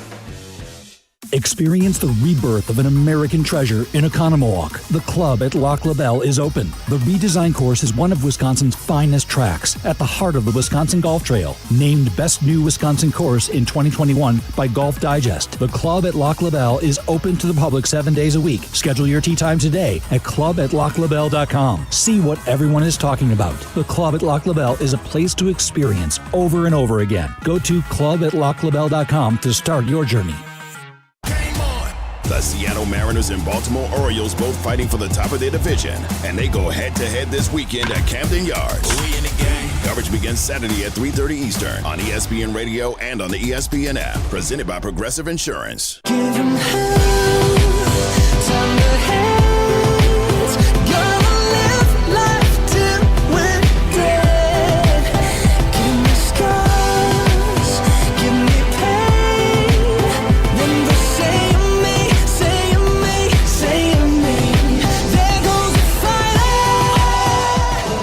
So I lied.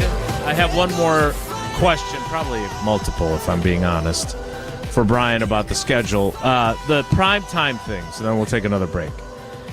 What did you do? You said you don't want to wait around all day to play, right? You also, I remember coaches talking about this, we got to get our guys up on their feet. They didn't want you, laying in bed all day watching Ben Stiller movies or Will Ferrell movies all day, just laying around. So what did you do? Because, and look, I'm not equating youth sports to playing in the NFL. But, you've got Declan's football team and you got soccer and everything that you've got going on. Like, I always remember hearing coaches talk about that. And if Maddie or Sid compete in a gymnastics meet late in the day or have a soccer game late or whatever, I want to get them moving during the day too. I don't want them laying around all day, even if it's just going for a walk or something. Yep. Was that important for you guys when you had to play those primetime games that you weren't particularly thrilled to be playing in? Yeah, I think obviously the day starts. Normally you wake up, go get some food. There's normally a meeting somewhere in there, and then they give you a bunch of time off before dinner before you got to get to the buses. So what I would normally do after those meetings, I'd normally go on a walk around whatever city we were in. I'd get up, walk around, maybe get a coffee, and just kind of roam around the city where our hotel was and just kind of, I wouldn't say try to get a sweat, but try to get the heart rate elevated just a touch, just to kind of get woken up and get going. And then I'd go back to the hotel room and I'd turn on whatever game was on during the day. I'd watch some games and I'd have my iPad on watching film and just kind of going through cut-ups, or I'd watch practice again to kind of watch my technique and kind of just reaffirm myself of what, how I practiced throughout the week and how my pass sets looked and run game. So I would try to do a couple things to keep myself busy throughout those night games. But when you're at home versus on the road is different. At home, obviously you'd stay in the hotel, right, the night before. I heard they don't even do that. I was going to say, at least in your old times. Yeah. At least, I had to do that. From what I hear now, they definitely do that. So, which is, they don't stay in the hotel, which is just absolutely insane to me. It's just craziness.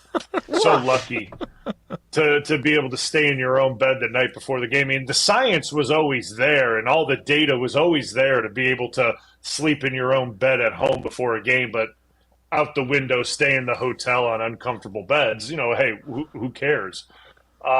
But now they get to do that. It's nice. But at home games, you wake up in the hotel, get something to eat. It would be the same thing that you'd have a meeting and a quick walkthrough in the morning at the hotel. Or once LaFleur got there, we would do it at the stadium. We do it in the crick. But after that, you'd have a bunch of time in between. So I would go home. I would turn on the game. I'd do the iPad thing. But then I would just kind of wouldn't go on walks around the neighborhood. But like we had a fairly big backyard. Go out back with Declan, or when I didn't have kids, I'd just kind of walk around the backyard, maybe do some stretching, just try to burn time, right? Like just try to kill some time, in between. And if I was kind of dealing with an injury at the time, if I was dealing with my knee or something like that, I would do all the modalities at home. So like game ready my knee, put on the compression boots and kind of get blood flow going that way, and just try to burn time and then try to get your body ready, because there's so much time from when you wake up, do that meeting, to when you actually kick off, that you're right. If you just sit on the couch and not do anything, you get up off the couch and you feel like, oh my gosh, I got to get my body going now. Like I actually have to go play a game. Like it's a little bit of a pain in the butt. But again, as a lot of people say, you're professionals. This is a primetime game. Get ready to go. And it's like, yes, I understand. I am a professional. Sure. I do have to go play a game. I understand all that. But for anything, it's like sitting around and waiting is tough. And that's the only, caveat to that. All right. I want you to think about this answer after now something else popped into my head. So you said if you were playing on the road in a primetime game, you would go walk around whatever city you were in. And I know when you guys would get in on Saturday nights, from my time covering the team on the road and staying at the team hotel, like it was get off the bus, dump your stuff, grab your little packet that they had waiting for you, and then get the hell out of there so you could go to dinner somewhere nice near the hotel or meet up with friends that you have in that town, whatever it might be. Here are the Packers road games this year. And during the break, I want you to think about, I'm guessing you've played in all of them at some point during your career. So I want your power rankings of your favorite road cities of the ones that are on the list. And if there are ones that they're not in this year and you want to give them special mention, you can. But here are the road games for the Packers in 2024. Preseason at Cleveland, at Denver. Regular season, Sao Paulo, which I don't know how much they'll be able to walk around Sao Paulo. None. Tennessee, the Los Angeles Rams, the Jacksonville Jaguars, the Chicago Bears, the Detroit Lions, the Seattle Seahawks, and the Minnesota Vikings. Those are the true road games outside of Sao Paulo. So there are 9 games in NFL cities, including the preseason. Your top 3 out of that bunch, and then some special mentions among the cities that they don't go to this year that you always enjoyed. Like I'll give you an example. The New Orleans nightlife, not really my thing.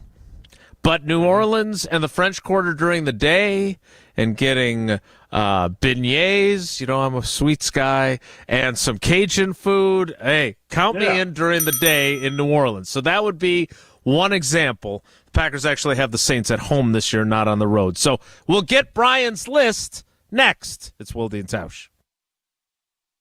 On social, on Wisconsin Sports. Serving Wisconsin sports fans. This is 100.5 ESPN. Mark Tauscher here for Zimbrick Chevrolet, the name you can trust. I always tell you about the great service team at Zimbrick Chevrolet, which continues to be a great resource to help get your vehicle ready for any upcoming summer road trips. But right now, I want to make sure you know it's a great time to take advantage of some special May offers going on through the end of the month at Zimbrick Chevrolet in Sun Prairie. Now through May 31st, you can save up to $9,000 on a 2024 Chevy Silverado 1500. Or up to $3,500 off MSRP on 2024 Chevy Equinox models. Or if a lease is more the way you're looking to go, you can find some great Silverado and Equinox offers before the end of the month as well. Find more information on all of these special May offers right now online at ZimbrickChevrolet.com. Start your search there or head on over to Main Street in Sun Prairie to meet with their outstanding team. They're recognized year after year as a Best of Madison operation. Zimbrick Chevrolet on Main Street in Sun Prairie. The name you can trust. Pella Windows and Doors of Wisconsin present your Badger Minute. This Badger Minute brought to you by Stoughton Trailers. Big trailers and big opportunity at Stoughton Trailers. Learn more about why a career at Stoughton Trailers might be for you. Go to stojobs.com. With your Badger Minute, I'm Hunter Vaughn. The Wisconsin football team has wrapped up their spring practice, and head coach Luke Fickell is feeling confident about the team. I really feel good about where we are. It was a very competitive spring. And I think we got a lot better in a lot of different ways. Solidified some stability, I think, in groups and units, and created some competitions that they're going to vote really well for us come the fall. The Badgers officially kick off their season August 31st as they host Western Michigan at Camp Randall. Right now, get 0% interest-free financing for up to 48 months when you order by May 31st. Set your free in-home consultation at PellaWI.com. To those who've ever dreamt of their perfect event, those dreams are worthy and they are possible. Hi, it's Jeffrey from Celebrations Entertainment. With hard work, passion, and great music, we will make your event dreams a reality. Every event is a labor of love with one-on-one planning, customization, and flawless execution. Bringing your event to life is what we do. For a fun, memorable event, visit celebrationsentertainment.com. That's celebrationsentertainment.com. Since 1956, Holman Lindsay Paints has been making paint in Wisconsin for Wisconsin. Because of their commitment to making great paint for Wisconsinites, Holman Lindsay has grown over the years to 26 locations in this great state. Headquarters in Sun Prairie with a state-of-the-art facility, Holman Lindsay has the paint you need to make your job better. From do-it-yourself to professional, Holman Lindsay has paint for everyone. Visit one of their local locations today in Madison, Sun Prairie, Middleton, and Janesville. The GRB Rays have established themselves as one of the top baseball programs in the Midwest and the country. GRB Academy offers training programs for players of all ages and skill levels. Learn from some of the best baseball coaches in the area and find the program that fits your training goals and your schedule. Spots are filling up fast, so visit grbacademy.com to sign up now. That's grbacademy.com. GRB Academy, baseball for the serious player. Life's better with American Family Insurance because our home policies help protect your dreams and come with peace of mind. Save up to 25% by bundling home, auto, and life. American Family Insurance. Get a quote, find an agent at amfam.com. Products not available in every state. Discounts may not apply to all coverages on an auto or home policy. Discounts do not apply to life insurance policies. Visit amfam.com to learn how discounts may apply to you. American Family Mutual Insurance Company, SI, and its operating companies, American Family Life Insurance Company, 6000 American Parkway, Madison, Wisconsin. Watch every ESPN Madison show live every day. Subscribe to ESPN Madison on YouTube for live video of every show and exclusive content. Just search ESPN Madison. I'm not afraid of getting older. I'm one less day from dying young. I see the light and go past my shoulder. I'm one less day from dying young, and I'm not afraid of getting older. All right. I think it's called Zagat's. I think that's who does like these guides for various cities. When you're traveling back, there was a time for those of us that are a little bit older where, like, if you were going on a trip to New York City, you bought a book at like Barnes and Noble that was like a guide. And now you just, you fire up your phone and you look at Safari and you Google stuff. So, Bryan, we have given you 9 NFL cities that the Packers will play in this season, including the preseason. Again, your choices: Cleveland, Denver, Nashville, Los Angeles, Jacksonville, Chicago, Detroit, Seattle, and Minneapolis. Your top 3 among those 9 for visiting and walking around town as an NFL player.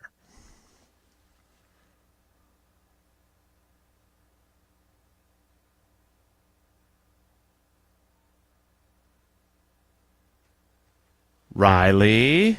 Everything is pressed correctly on my end. Bryan, are you muted right now? Can you hear me now? Yes. Hey! Hey! This is the second time all your best material has been silenced. No, I wasn't muted, but then I muted it and unmuted it, and now it works. So I don't know. We're solving problems. Nice work. Woo! Yep. Regardless, here we go. And it's good that they're on the schedule because it was always my favorite. And the first one that I always loved walking around, especially when we played night games, was Seattle. I loved going around the city. I think it's a great city to walk around. Going down to the fish market and kind of just moseying around. There's, obviously it's the home of Starbucks, but there's a lot of other good little shops and place to get something to eat. So that was always number one for me.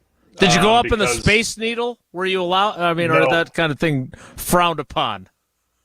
It might have been frowned upon, but I just never did it. I didn't want to, I didn't want to do something that potentially I'd be calling Doug Collins and saying, hey, I'm stuck up somewhere right now. I can't really, I can't in the get Space down. Needle. Yeah, like I'm stuck. I can't. We gotta start Royce. We gotta start Royce Newman at right tackle. Yeah. We got our starting right tackle is stuck in the Space Needle. The elevator is out. Yeah, something weird could happen. So I always keep my feet on the ground. So that was my number one. I always enjoyed going there. Another one that obviously because I'm from there and I love all the steakhouses is Chicago. I always enjoyed kind of walking around the city because we normally stayed pretty at the heart in downtown Chicago at one of the Marriotts. It was right around everything. So it was a good place to go, and you could hit any steakhouse. It was all in walking distance. So that was one that I liked. Yeah, you guys used to be at that Westin by the Hancock building. I don't know what the Hancock building is called now, but it used to be at that Westin. Yeah. And then at some point you guys moved a little farther away from Michigan Avenue, but you're right. In Chicago, everything is walkable and awfully fun to check out. Yeah. All right, so Seattle 1, Chicago 2. Of the stops that the Packers have this season on the road, what do you got for 3? Ooh, it's tough. I was going to say Indy, but they're not in Indy. Right. I liked walking around Indy. I thought that was fun. And depending on, unfortunately, when we always went to Denver, we didn't stay in the heart of things. We stayed out of the way of like the city and everything like that. So I never really got a good chance to kind of walk around downtown Denver, which kind of stinks because I heard it's a great city. So if I had to pick out of the teams that they're going to, I would probably say Minneapolis and kind of walking around the city there. Obviously, I went there a bunch and got to walk around, and obviously the mall's there, but there's a lot of good restaurants and steakhouses and stuff you can do, and kind of there's a lot of stuff going on in that vicinity. I'm kind of looking at the other teams. So what about Nashville? Nashville has become so popular. Yes. I was surprised that didn't make your list. Because you can't really do what you want to do in Nashville because you're there on a business trip, right? You're there professionally, so you can't really do what you want to do in Nashville walking around. So late night at the honky tonks. Yeah, so the best thing I always found was when we would play in Nashville, it's hey, book your reservation at the steakhouse, get in the Uber, and go, and don't really mess around downtown. Very frustrating. Yes, exactly. He would have been very frustrated. We'll put it that way. So, listen, I've been there a couple times non-professionally, and it's a great city. It's a lot of fun. But you're there for a business trip. So you couldn't enjoy it. And listen, there's great steakhouses too that I would hit in Nashville. There's good ones, but it's hard to be passing all these bars that live music's playing and people are having fun. You just got to walk right on by it and can't do that tonight. Can't have fun tonight. It's tough. So out of the ones that they're going to, those would be my three that are good places to kind of just mosey around, get something to eat, and kind of enjoy it. Like if I'm talking about non-professionally, yeah, Nashville would probably be one. Like, you know what I mean? Like I still think Seattle's really cool, right? Like I do enjoy agreed. Seattle. I think that's a good trip to walk around regardless. But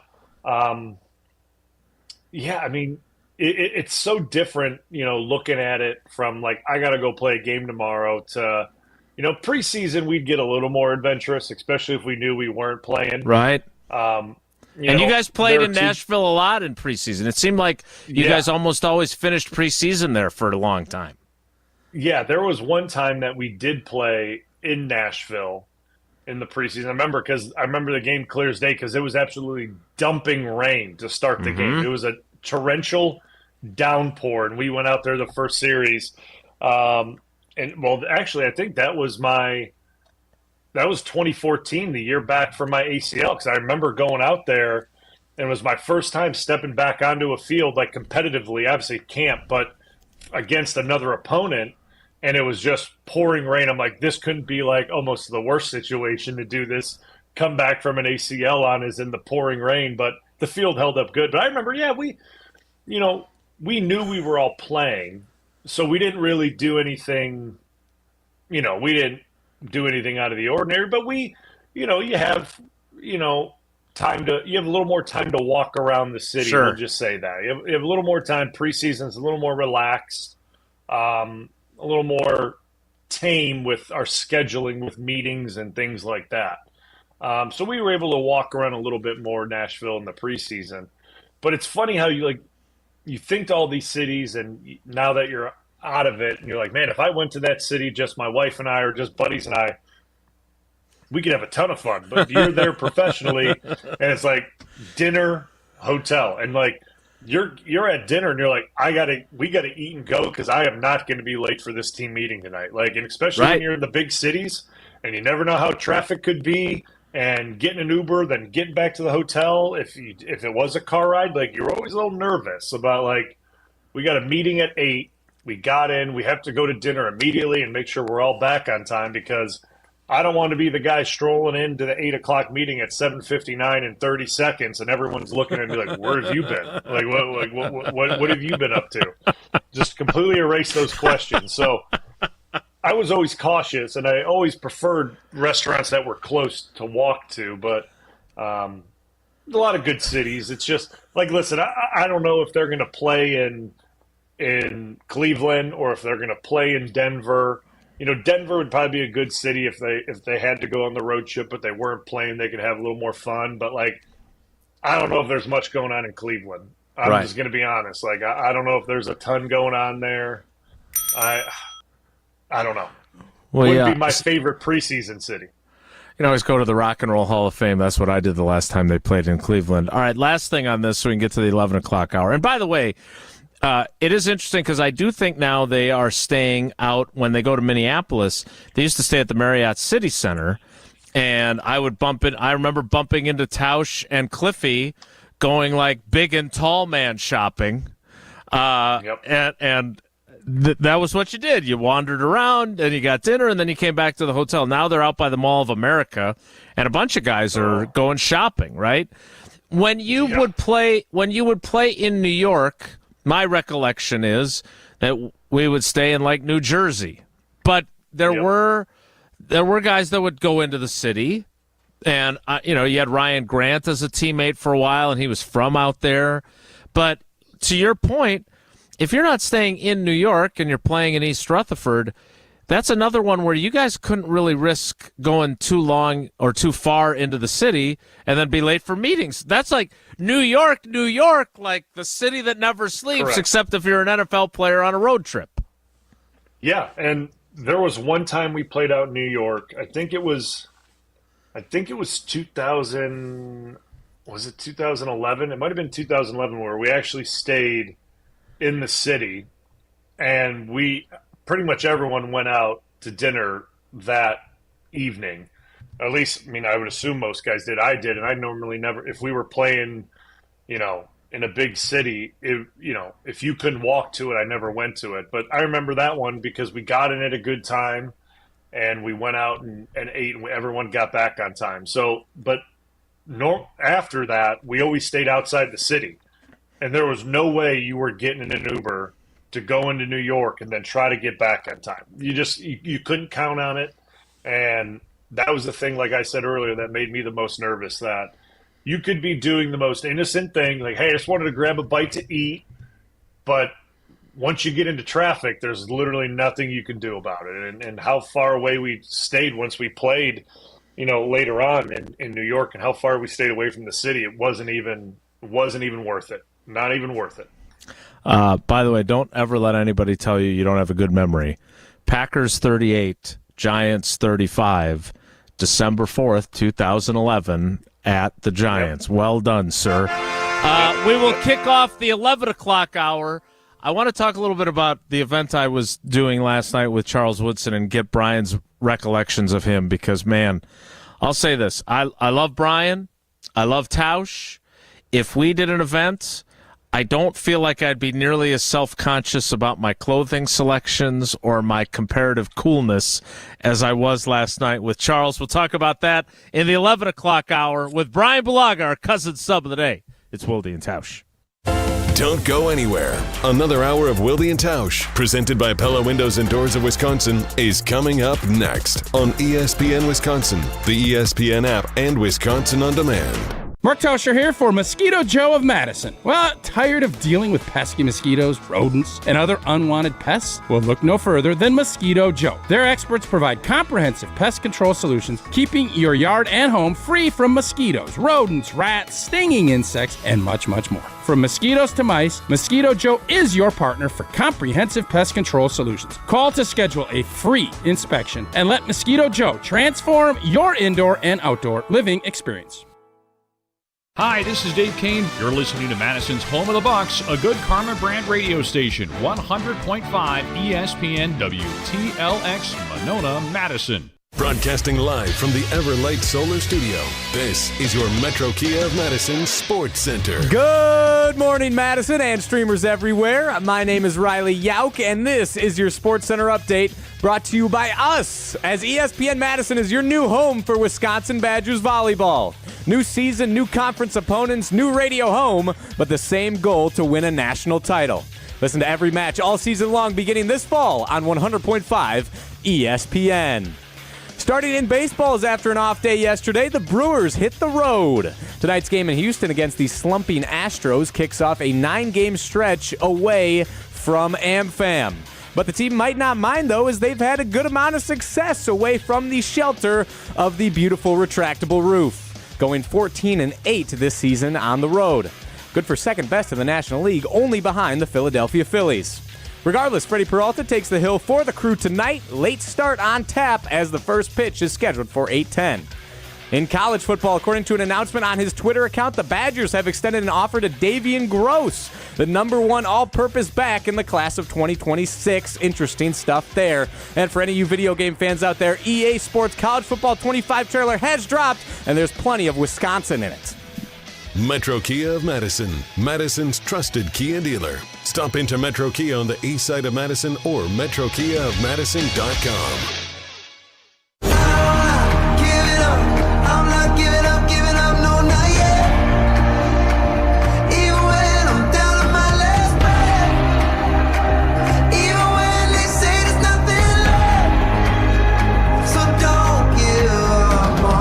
The 11 o'clock hour of Wilde and Tausch begins now. And look, don't get me wrong. I give Bryan a hard time, and I make wisecracks occasionally about Bruce Irvin and that kind of stuff. It comes from a place of love and respect, though. We always had a great working relationship. We're friends now. We had a great show a while back when we were talking about our differences and how we can still look past those and be friends.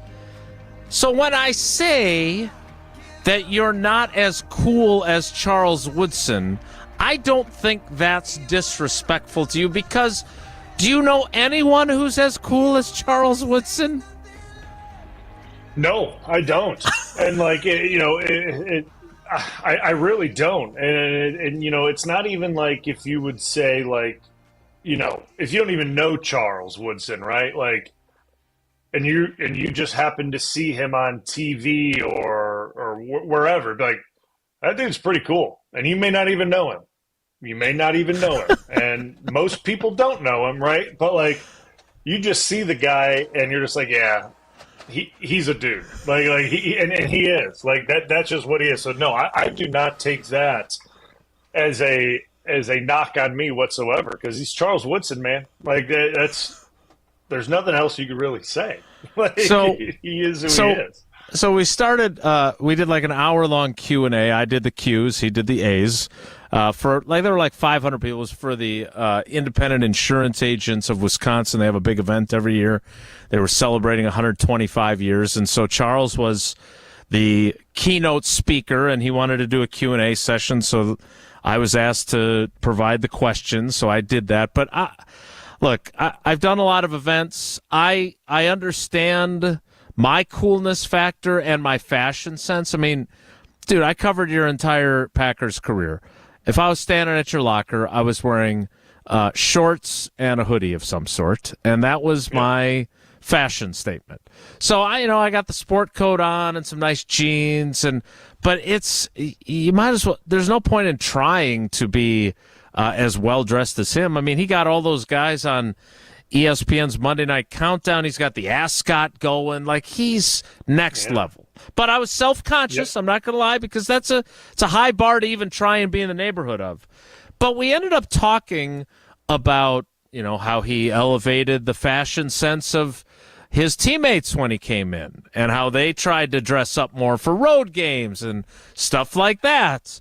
Now Charles is long gone, and you see, guys getting on the airplane with like the jiggly Jordan Love T-shirt from when his girlfriend Ronica said on a podcast about tickling him or something. Like, David Bakhtiari T-shirts when he was returning to action. So the fashion sense has gone back down. But you played with him 10, 11, and 12. Those were his 3 seasons that he overlapped with you. And I'm curious, as a rookie, how you looked at him, because he obviously was even more than Aaron, the leader of that Super Bowl 45 winning team, the speeches, all that stuff. What was that like for you as a wide-eyed 20-year-old rookie? Yeah, no, it was it was quite especially as a rookie, quite the experience for me, because obviously everyone knows who Charles Woodson is, right? Like, I mean, all his accolades, everything that he's done from college now to the NFL, like, everyone knows who he is. So, like, first of all, like, that's like superstar when you see him. So, like, the first thing is, and lucky for me, the way the locker room was set up at the time, he was only about 4 lockers down from me. So, like, I got to see how he operated daily, which was really good for me to see, just kind of when he would get in and treatments and film, watching film. Like, so it was really good for me. And then just to kind of see how he interacted with people, how he behaved in the locker room and professionally, like, it was really good to kind of just look at it that way. Because, like, to be honest with you, I'm sure I could count our interactions, how much we talked on, like, 3 fingers, because I was a rookie and he's Charles Woodson and I'm an offensive player, he's a defensive player, and, like, I'm not just going to go up to Charles Woodson and just start talking his ear off and annoy him. So, like, it was just one of those things that, speak when spoken to, and, if you're in a conversation and, you just kind of not budge your way in, but kind of ease your way in and see if, maybe you could pick up on what guys are saying. But for me, it was how he operated daily was such a great learning experience for me, because at the time when I got in, I mean, he might have practiced once a week, and that was on a Friday, right? Like, he wasn't out there every day practicing, but how he handled his business and, getting his body right. And then we'd come in from practice and there he would be in Flea or Nate's office, just watching tape, just watching film, making sure that mentally he was as sharp as he could be. And then he'd go out there Friday, do the jog through, and that would be his his workload throughout the week, and nobody cared. I mean, because when he went out there and played, he was an absolute stud. He did his job to better than anybody. He knew what he was doing. He didn't make mistakes. And that's not me saying like, oh, I want to do what he's doing and not practice at all. But like, you just understood what it meant to be a professional, right? Like, yeah, you may not be practicing because you got to take care of your body, which is fine. Like, I could care less, but it's how he prepared and how he made sure he was ready to go on Sundays. And to me, that stood out more than anything, just because, you come in and, you come from college and you always practice in college no matter what. And then you come into the NFL and you understand that there's different treatment for veteran guys and for veterans. But then you see a guy like himself never practicing and you're kind of like, what's the deal? Like, is he going to be ready to play? Mm-hmm. But he actually was the most prepared guy to play because of his habits and how he got himself ready and how he studied tape and probably I never got to see him in meetings, but how he interacted in meetings. It was phenomenal for me to learn as a young guy how to behave as a professional. So besides the speeches and his play on the field and just how he was as a leader, picking up on his habits as a professional was something that I thought was a great learning tool for me. And while he may not have practiced often, or the Cliffy big Lamborghini, as Tausch called it, plan, where you just kept him in the garage all week and took him for a drive on Sunday, which I think was the beginning of Tausch creating all these analogies. He became the analogy guy after that. Yeah. But I remember talking to you late in your Packers career about, and David as well, then after you had left, about going on the big Lamborghini practice program. And while it may have worked for Charles and may have worked for Chad Clifton, for you, I remember this as clear as day. You said, look, I need to practice or I'm not going to feel ready. And so for you, especially when you were dealing with, your various maladies and the ACL tears that you'd suffered earlier in your career, how did you find a balance on that? Because you couldn't. You just, in your mind, you believed, if I don't practice enough, I'm not going to be ready and I'm not going to play well on Sunday. So how did you do that balancing act when the team was willing to have you practice less and you still wanted to go more?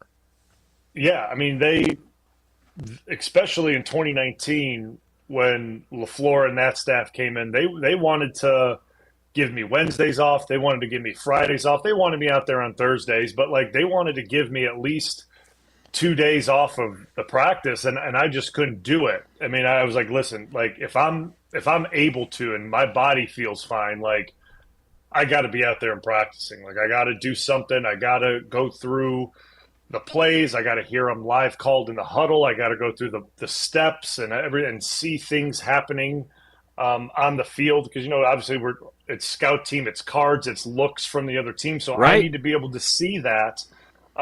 As we're running our plays, do it. So when I see it again on Sunday, it becomes second nature. But what I found later in my career with Campy and with Steno, it was his first year in there, was that we had a really good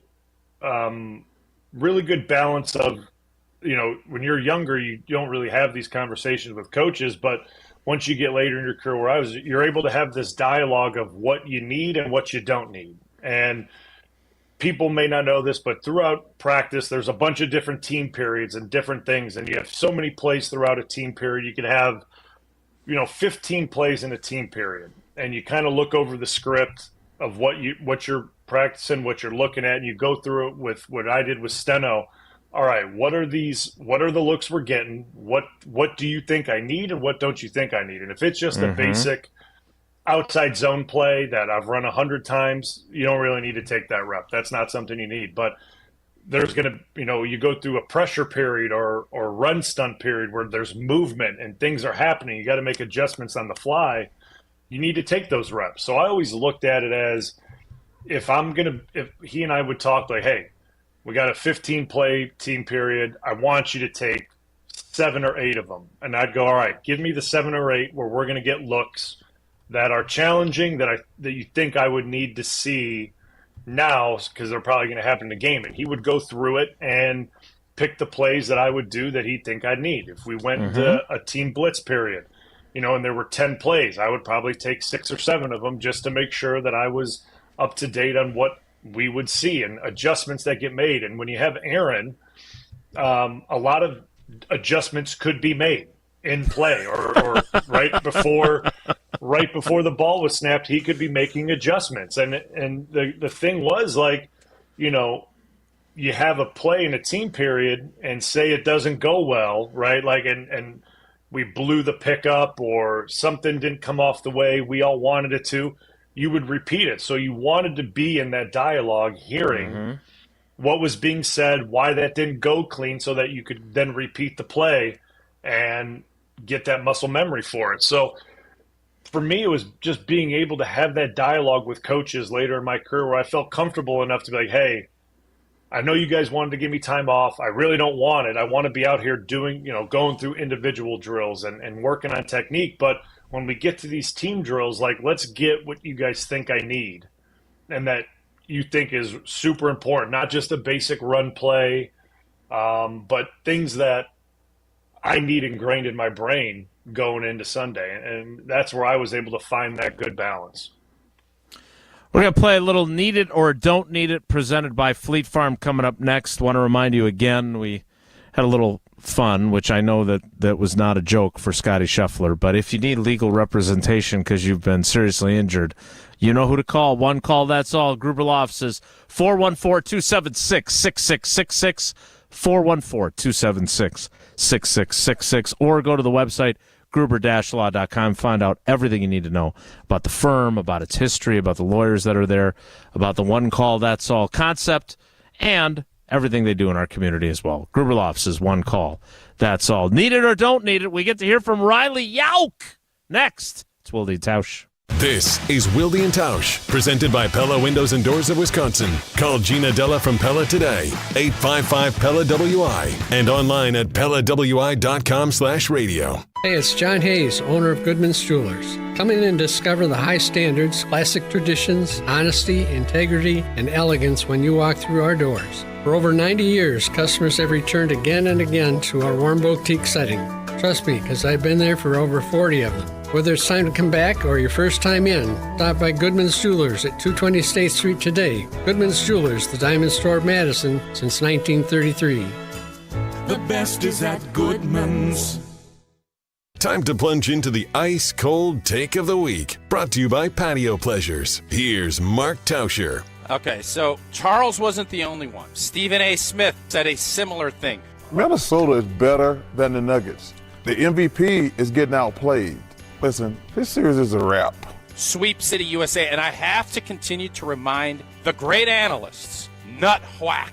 The Nuggets, they are champions, and You're never underestimate the heart of a champion. And by the way, Charles, come on, man. Nikola Jokic is the 3-time MVP. He's the best player on the court, and yes, he struggled a little bit. He's the best, and when you forget about that and you forget about nut whack, you end up with a freezing cold take like Stephen A. and like Charles did. No chance, Sweep City, nut whack, nut whack, nut whack. Patio Pleasures, your place for cold plunges, hot tubs, and outdoor living needs. Visit patio-pleasures.com. In the next 30 seconds, I'm going to tell you how to save money and save the planet. It's simple. Ditch your energy bill and make the switch over to Everlight Solar. While electricity prices keep rising, Everlight Solar will give you the chance to take ownership of your power while also reducing your carbon footprint. As a local company based out of Madison, they'll be there with you every step of the way as you make the switch to solar. To learn more about how you can save money and save the planet, go to everlightsolar.com. Hey, it's Alex Stroh. Summer's coming quick. You better celebrate it right with my friends from Door County Distillery. Locally produced, handcrafted, and award-winning spirits made locally in Door County. Talk about classic. How about that green bottle of gin? The multiple-time award-winning single malt whiskey. And when it comes to Door County, you can't leave out the cherry-flavored vodka. Find them all at a retailer near you or check out their website with a huge list of unique cocktail recipes at DoorCountyDistillery.com. That's DoorCountyDistillery.com. Hi, this is Lee. inviting you to Ruth's Chris Steakhouse in Middleton. We got a great happy hour every day of the week from 4 o'clock to 7, and our patio during the summer is open too. If you're getting married, special occasion, a birthday, anniversary, or even a business meeting, we've got all the accommodations right here at Ruth's Chris Steakhouse. You work hard and sometimes you're not sure what you want to do, where you want to spend your money. I want to encourage you to come into Ruth's Chris Steakhouse and say hello. It'd be a pleasure to meet you. Hey, Wisconsin, it's your Green Bay football buddy John Kuhn here, reminding you to buckle up for safety whenever you get in your vehicle. Whether you're driving to work, school, shopping, or to catch the big game, remember, click it or ticket. Buckling up saves lives. Every trip, every time. Don't risk it, guys. It's not worth the ticket or the danger. Click it or ticket. 0 in Wisconsin. Together, we can save lives. Brought to you by Wisconsin Department of Transportation. Hey, Drew Scott here, and I'm Jonathan Scott, reminding you that life's better with a home policy from American Family Insurance. They can help you get just the right protection at just the right price and help you save when you bundle home and auto. Kind of like Goldilocks and the Three Bears. It'll be just right for you. We love a custom build. American Family Insurance. Insure carefully, dream fearlessly. Get a quote and find an agent at amfam.com. Products not available in every state. Visit amfam.com to learn how discounts may apply to you. American Family Mutual Insurance Company SI and its operating company 6000 American Parkway, Madison, Wisconsin. Wilde and Tausch on 100.5 ESPN is brought to you by Everlight Solar. Save money, save the planet. Everlight Solar.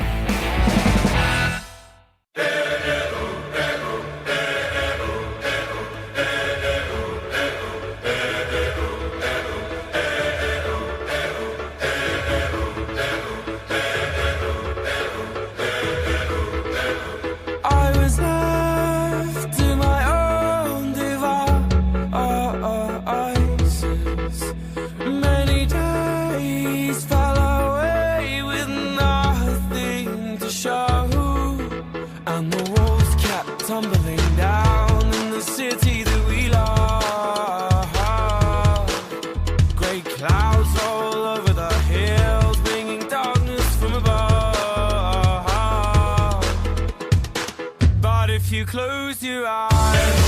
Does it almost feel like nothing changed at all? And if you close your eyes, does it almost feel like you've been here before? How am I gonna be an optimist about this? How am I gonna be an optimist about this? We were caught. Let's play a little Need It or Don't Need It, presented by Fleet Farm. Want to remind you, Fleet Farm's Garden Center is open. Stop by today, get everything you need for your home garden. Paul is using a bunch of stuff she got from Fleet Farm right now outside. From your favorite plants and vegetables to hanging plants and shrubs. She got edging. That's her big project for today, edging. Find everything you need for a colorful backyard garden at Fleet Farm. And Fleet Farm also has you covered when it comes to everyday lawn care. Check out their huge selection of mowers and power equipment from all the top brands like Aaron's, Ego, Husqvarna, and more. Husqvarna, fun to say. Everyday lawn care is a breeze with Fleet Farm. Get everything you need from Fleet Farm. Time now to play Need It or Don't Need It. Need it? I guess you're just what I need. That's what I need. Or don't need it. Presented by Fleet Farm. Remember, if Fleet Farm doesn't have it, then you don't need it. Fleet Farm, serving the Midwest since 1955. Okay, first question on Need It or Don't Need It. Riley Yelk got a haircut. I know. I forgot. I probably didn't tell you. And you probably haven't seen my face since, I don't know, when was it, like a month ago or so? But yeah, freshened up a little bit. For graduation? You got a cut? Yeah, I've been thinking about it for a little while. Now I'm entering the professional realm, so chop the mullet off a little bit. But anyways, the Jets need to be featured in fewer than 6 primetime games this season. And they're scheduled to be in primetime 6 times in the first 11 games. Okay, what is my need it or don't need it? Yeah, need it or, like, I don't need the Jets or I need the Jets. Is that what it is? Yeah, it says the Jets need to be featured in fewer than 6 primetime games this season. Oh, well, confusing wording from your mentor. A little bit. I mean, I would say, listen, I'm fine with getting 6 games from them. I think, obviously, with him getting hurt and all the kind of the build up to it, and then he gets hurt, and then they're in all these primetime games where he's not playing. It was a letdown. And now that he's back, I think people want to see what they could be with him in there. So I'm all for it. And, like, listen, these primetime games that they're in, these aren't cakewalk games either. Like, these are big marquee matchups that I want to see how they do. So I'm all for it. Yeah, I still enjoy, and I still am very, very curious about watching Aaron Rodgers play football again. Less interested in his various podcast appearances, but very much interested in him playing football. And so, in my opinion, we were robbed last year of a fascinating storyline of him going to the Jets. That happened on the 4th play of his first game with the Jets. Now, I will quickly add that there was an NFL executive that said they kind of owe us after last season because of the time he missed, and that's one of the reasons why they put the Jets in the maximum number of 6 primetime games. I hope he plays well, because if this is the farewell tour and he doesn't play well, that's a lot of primetime, not very good football. It's hard for me to imagine him, though, knowing him, and Brian, you know him better than I do even.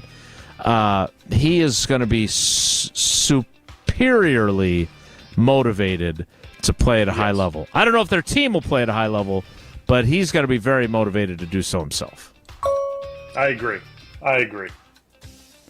Okay, next question. I like this one. NFL teams need to retire the social media productions of the schedule release because it's all become too much.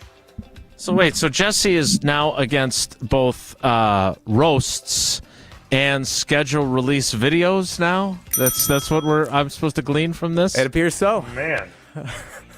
Like, I actually think it's kind of fun to see what these people can come up with throughout the teams.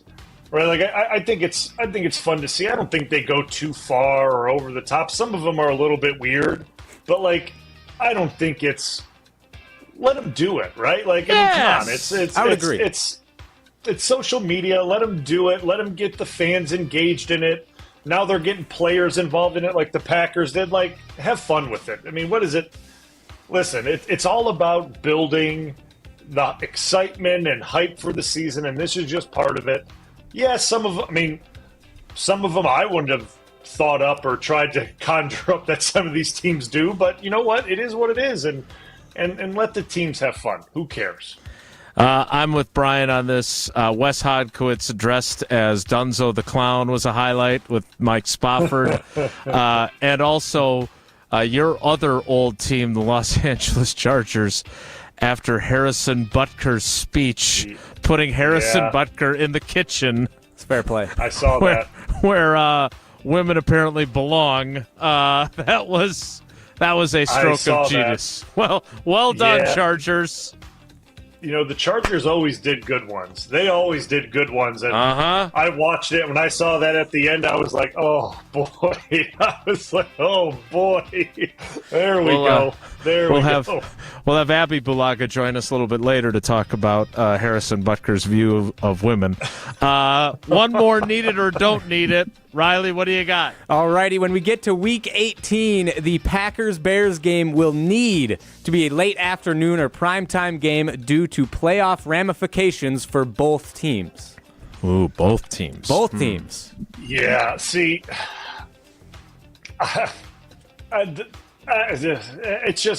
it's the same reason. It's the same reason why I'm shocked that the Bears are favorites even in that game, because they haven't shown anything that they should be. So for us to even talk about that game being flexed into a primetime game, Green Bay needs to win, right? Like, they need to be a team that is ready to, make that playoff jump at the end of the season. But B, you just don't flex the Bears into a game because they drafted Caleb Williams. Like, that doesn't work that way, especially in Week 18. that game that gets flexed is always a playoff implication game. And for everything that I know right now, there is no reason for me to believe that the Bears are a playoff team. There's nothing that tells me that they're going to be a playoff team. So until we get to that point, I don't need it, because I just think it should be a noon kickoff and they play football. That's the way I'm looking at it. I know my opinion on this is unpopular, although I'm sure it'll be popular with Bryan's buddies from Chicago that are Bears fans, other than cheering for him when he was a Packer. I hope it gets flexed, because that means that the Packers and the Bears are both in playoff contention. I want the Bears to be good. I'm sorry, I'm not a fan. I am a reporter, and I want the storyline of Packers-Bears meaning something.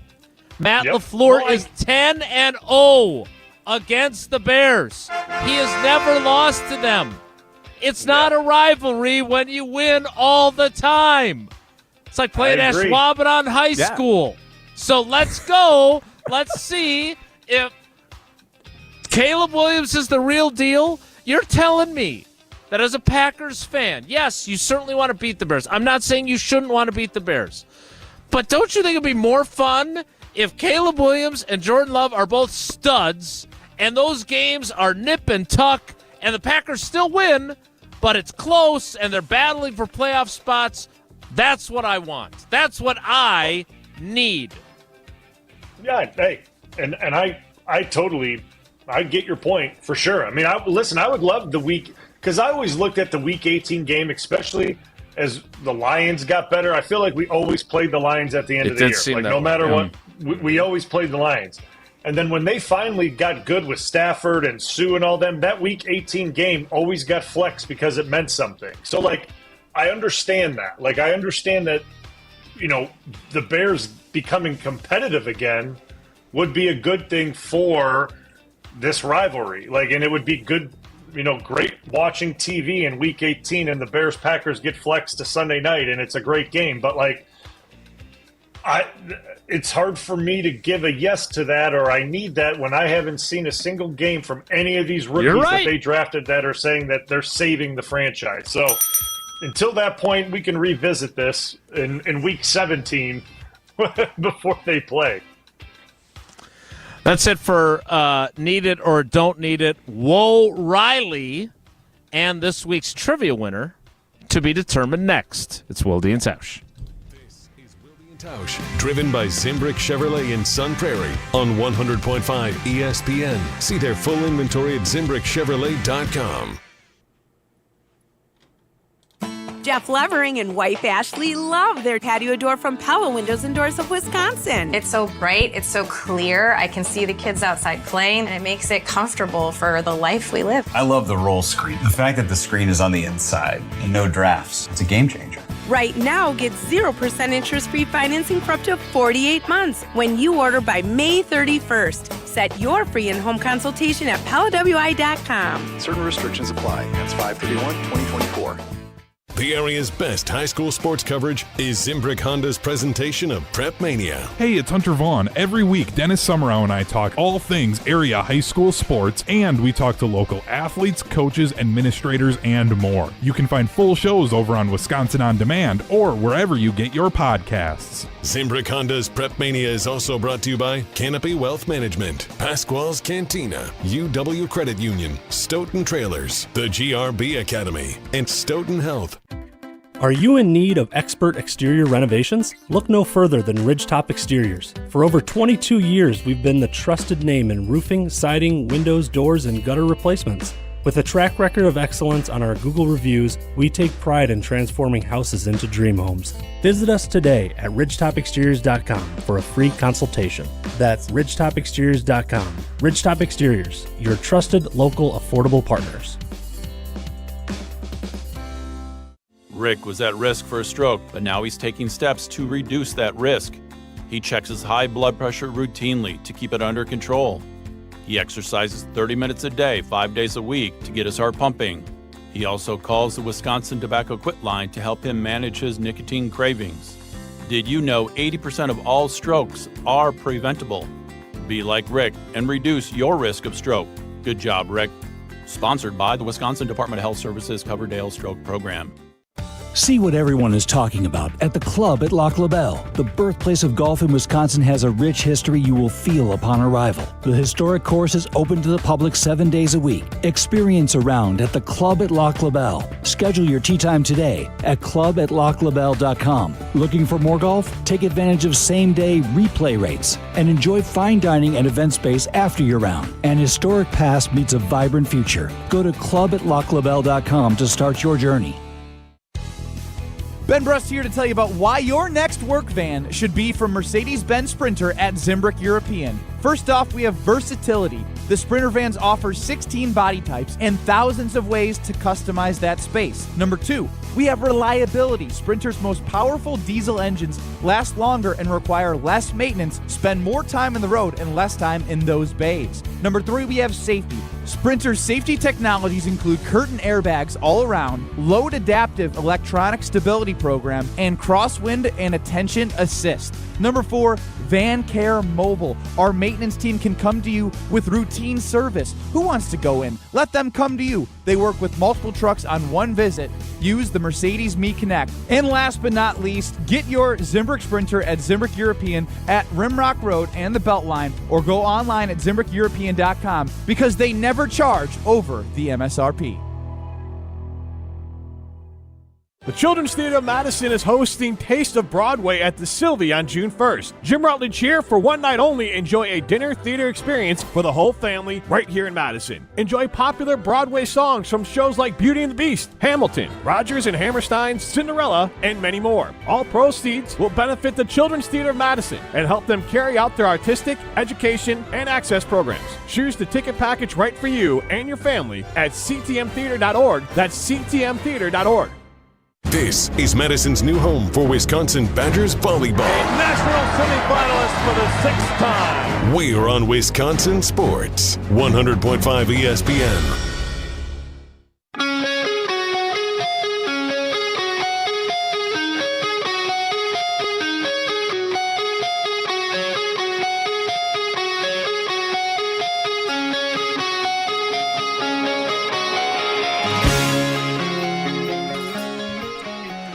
Before we get to Wool Riley, you've got the Cheese Fry Helmet of Victory in your possession, I assume? That I do.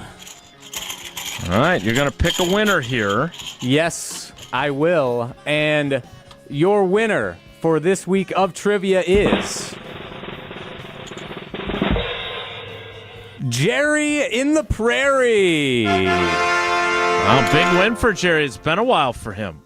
So congratulations to Jerry. Time now for Whoa, Riley.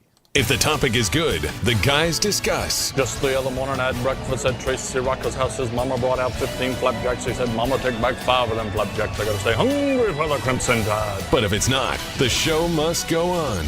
It's time for Whoa, Nelly! On Wilde and Tausch. All right, Riley, I don't want to do this to you. But because of your letter writing campaign to your girlfriend Katie, and the fact that you only get to fill in from time to time, yes, I feel like in the time we have, so we can still get to Feel Good Friday, painted by Holman Lindsay Paints, we need a relationship update. Okay. There were some meeting of parents. Yes. Well, we heard about you with your quill, like Alexander Hamilton, writing love letters. Where is the current relationship status? Okay, it's funny you asked that because as of today, it's quite well. However, I thought for sure he was going to say because as of today, it's over. No. Thankfully, it's going well as of today. However,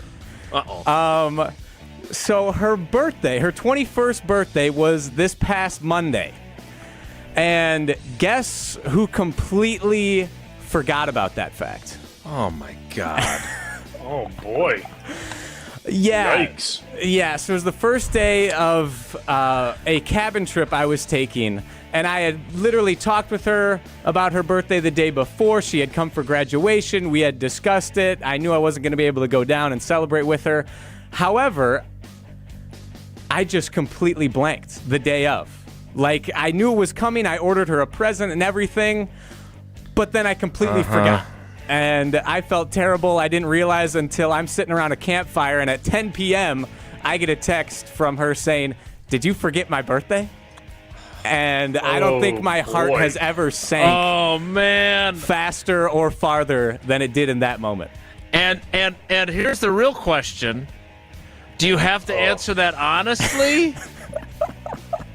What did you say? So I saw that and I was like, "Oh no, I'm the worst boyfriend of all time." And then You're up there. Yeah, it's close. So I left the fire and then I give her a call, and it takes like 4 or 5 rings before she answers. Don't blame her for that at all either. She was definitely debating whether or not to pick it up.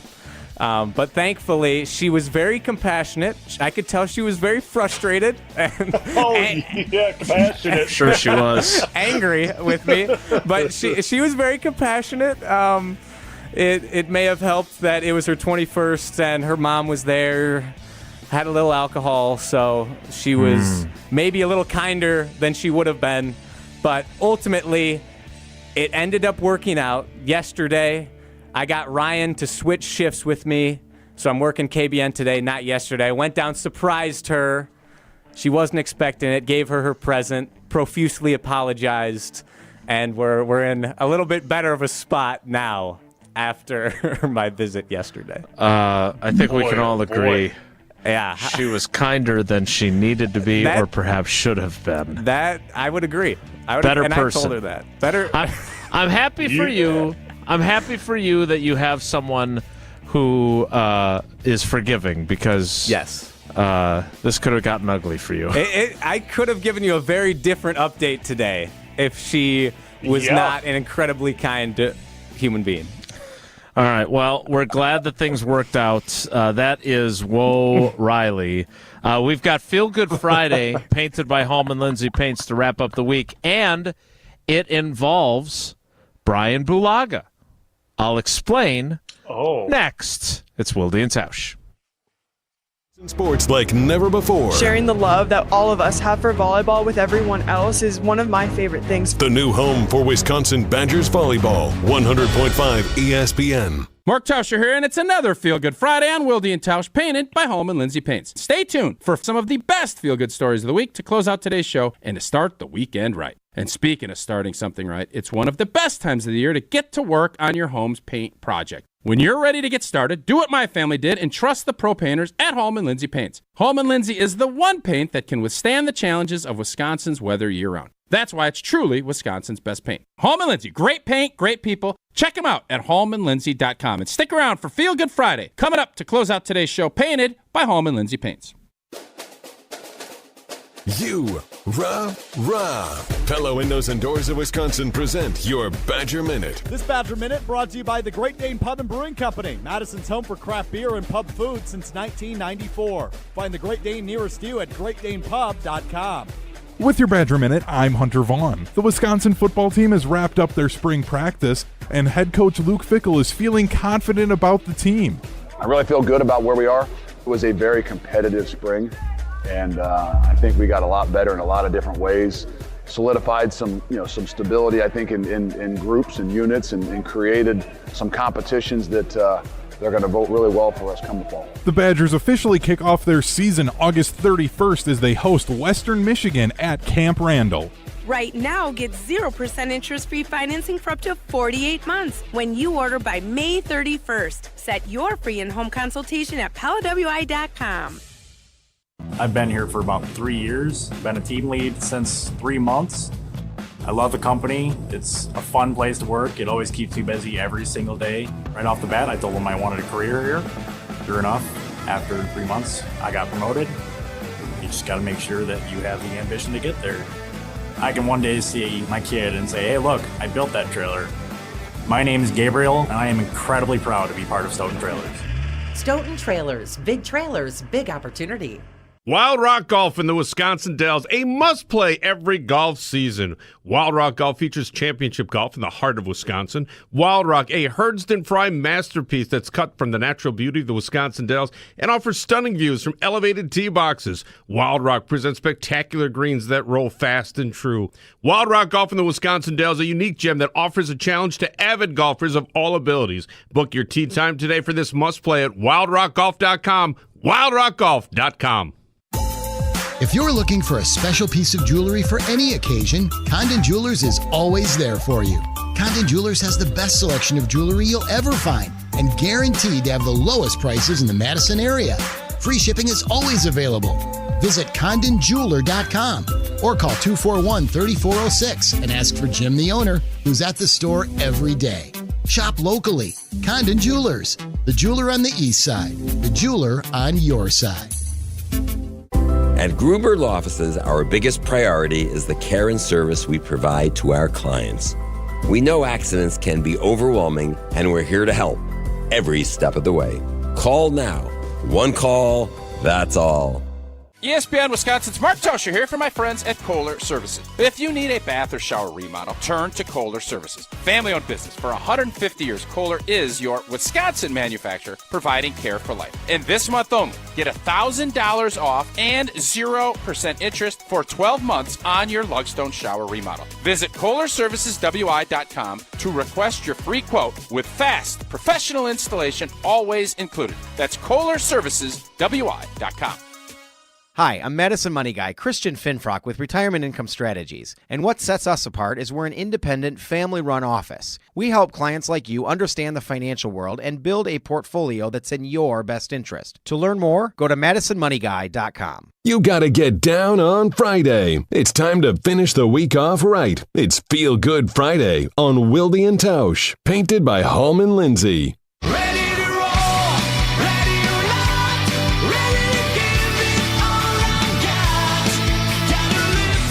We wrap up the week and the show with Feel Good Friday, painted by Hallman Lindsay Paints.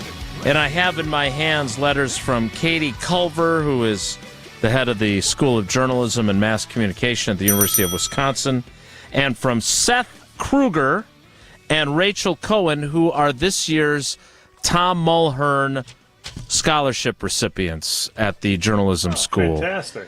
And so we are coming up on the 10th anniversary of that award. I get to have one of the award winners as a co-host today. Bryan won it, I think right before he left us to go to Los Angeles.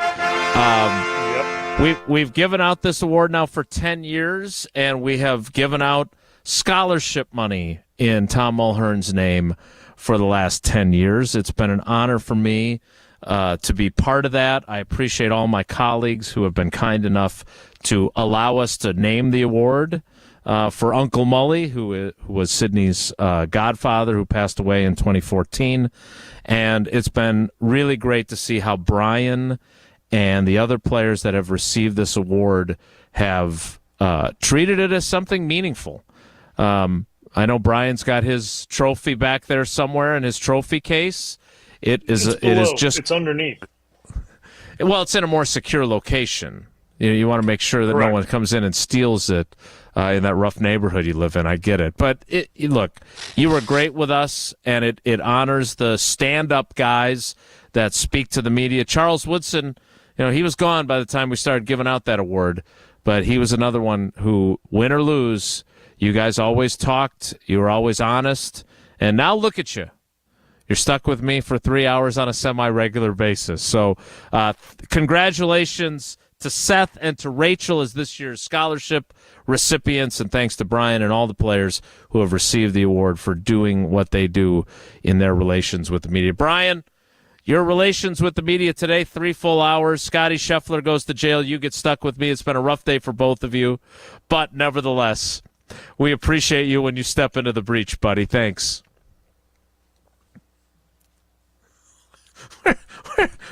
We're ending the show the way we started it, unable to hear Bryan. Try now, Bryan. Can you hear me now? There we go. See, this is what I'm talking about. I don't know what's going on. But I will say, it is always great to be on. I don't know what's going on with the with the communications over there, Riley, but you and Jesse need to get on that because this is insane right now. This is crazy. It's like every commercial break. This is insane. We started the show with not being able to hear you, and then we ended the show the same way. That's it for us. Oh, Bryan, you're a saint. We appreciate you, buddy. That's it for us. Thanks for coming along for the ride. Have a great day. Take care. Be good. Is SportsCenter. Good morning. I'm Doug Brown.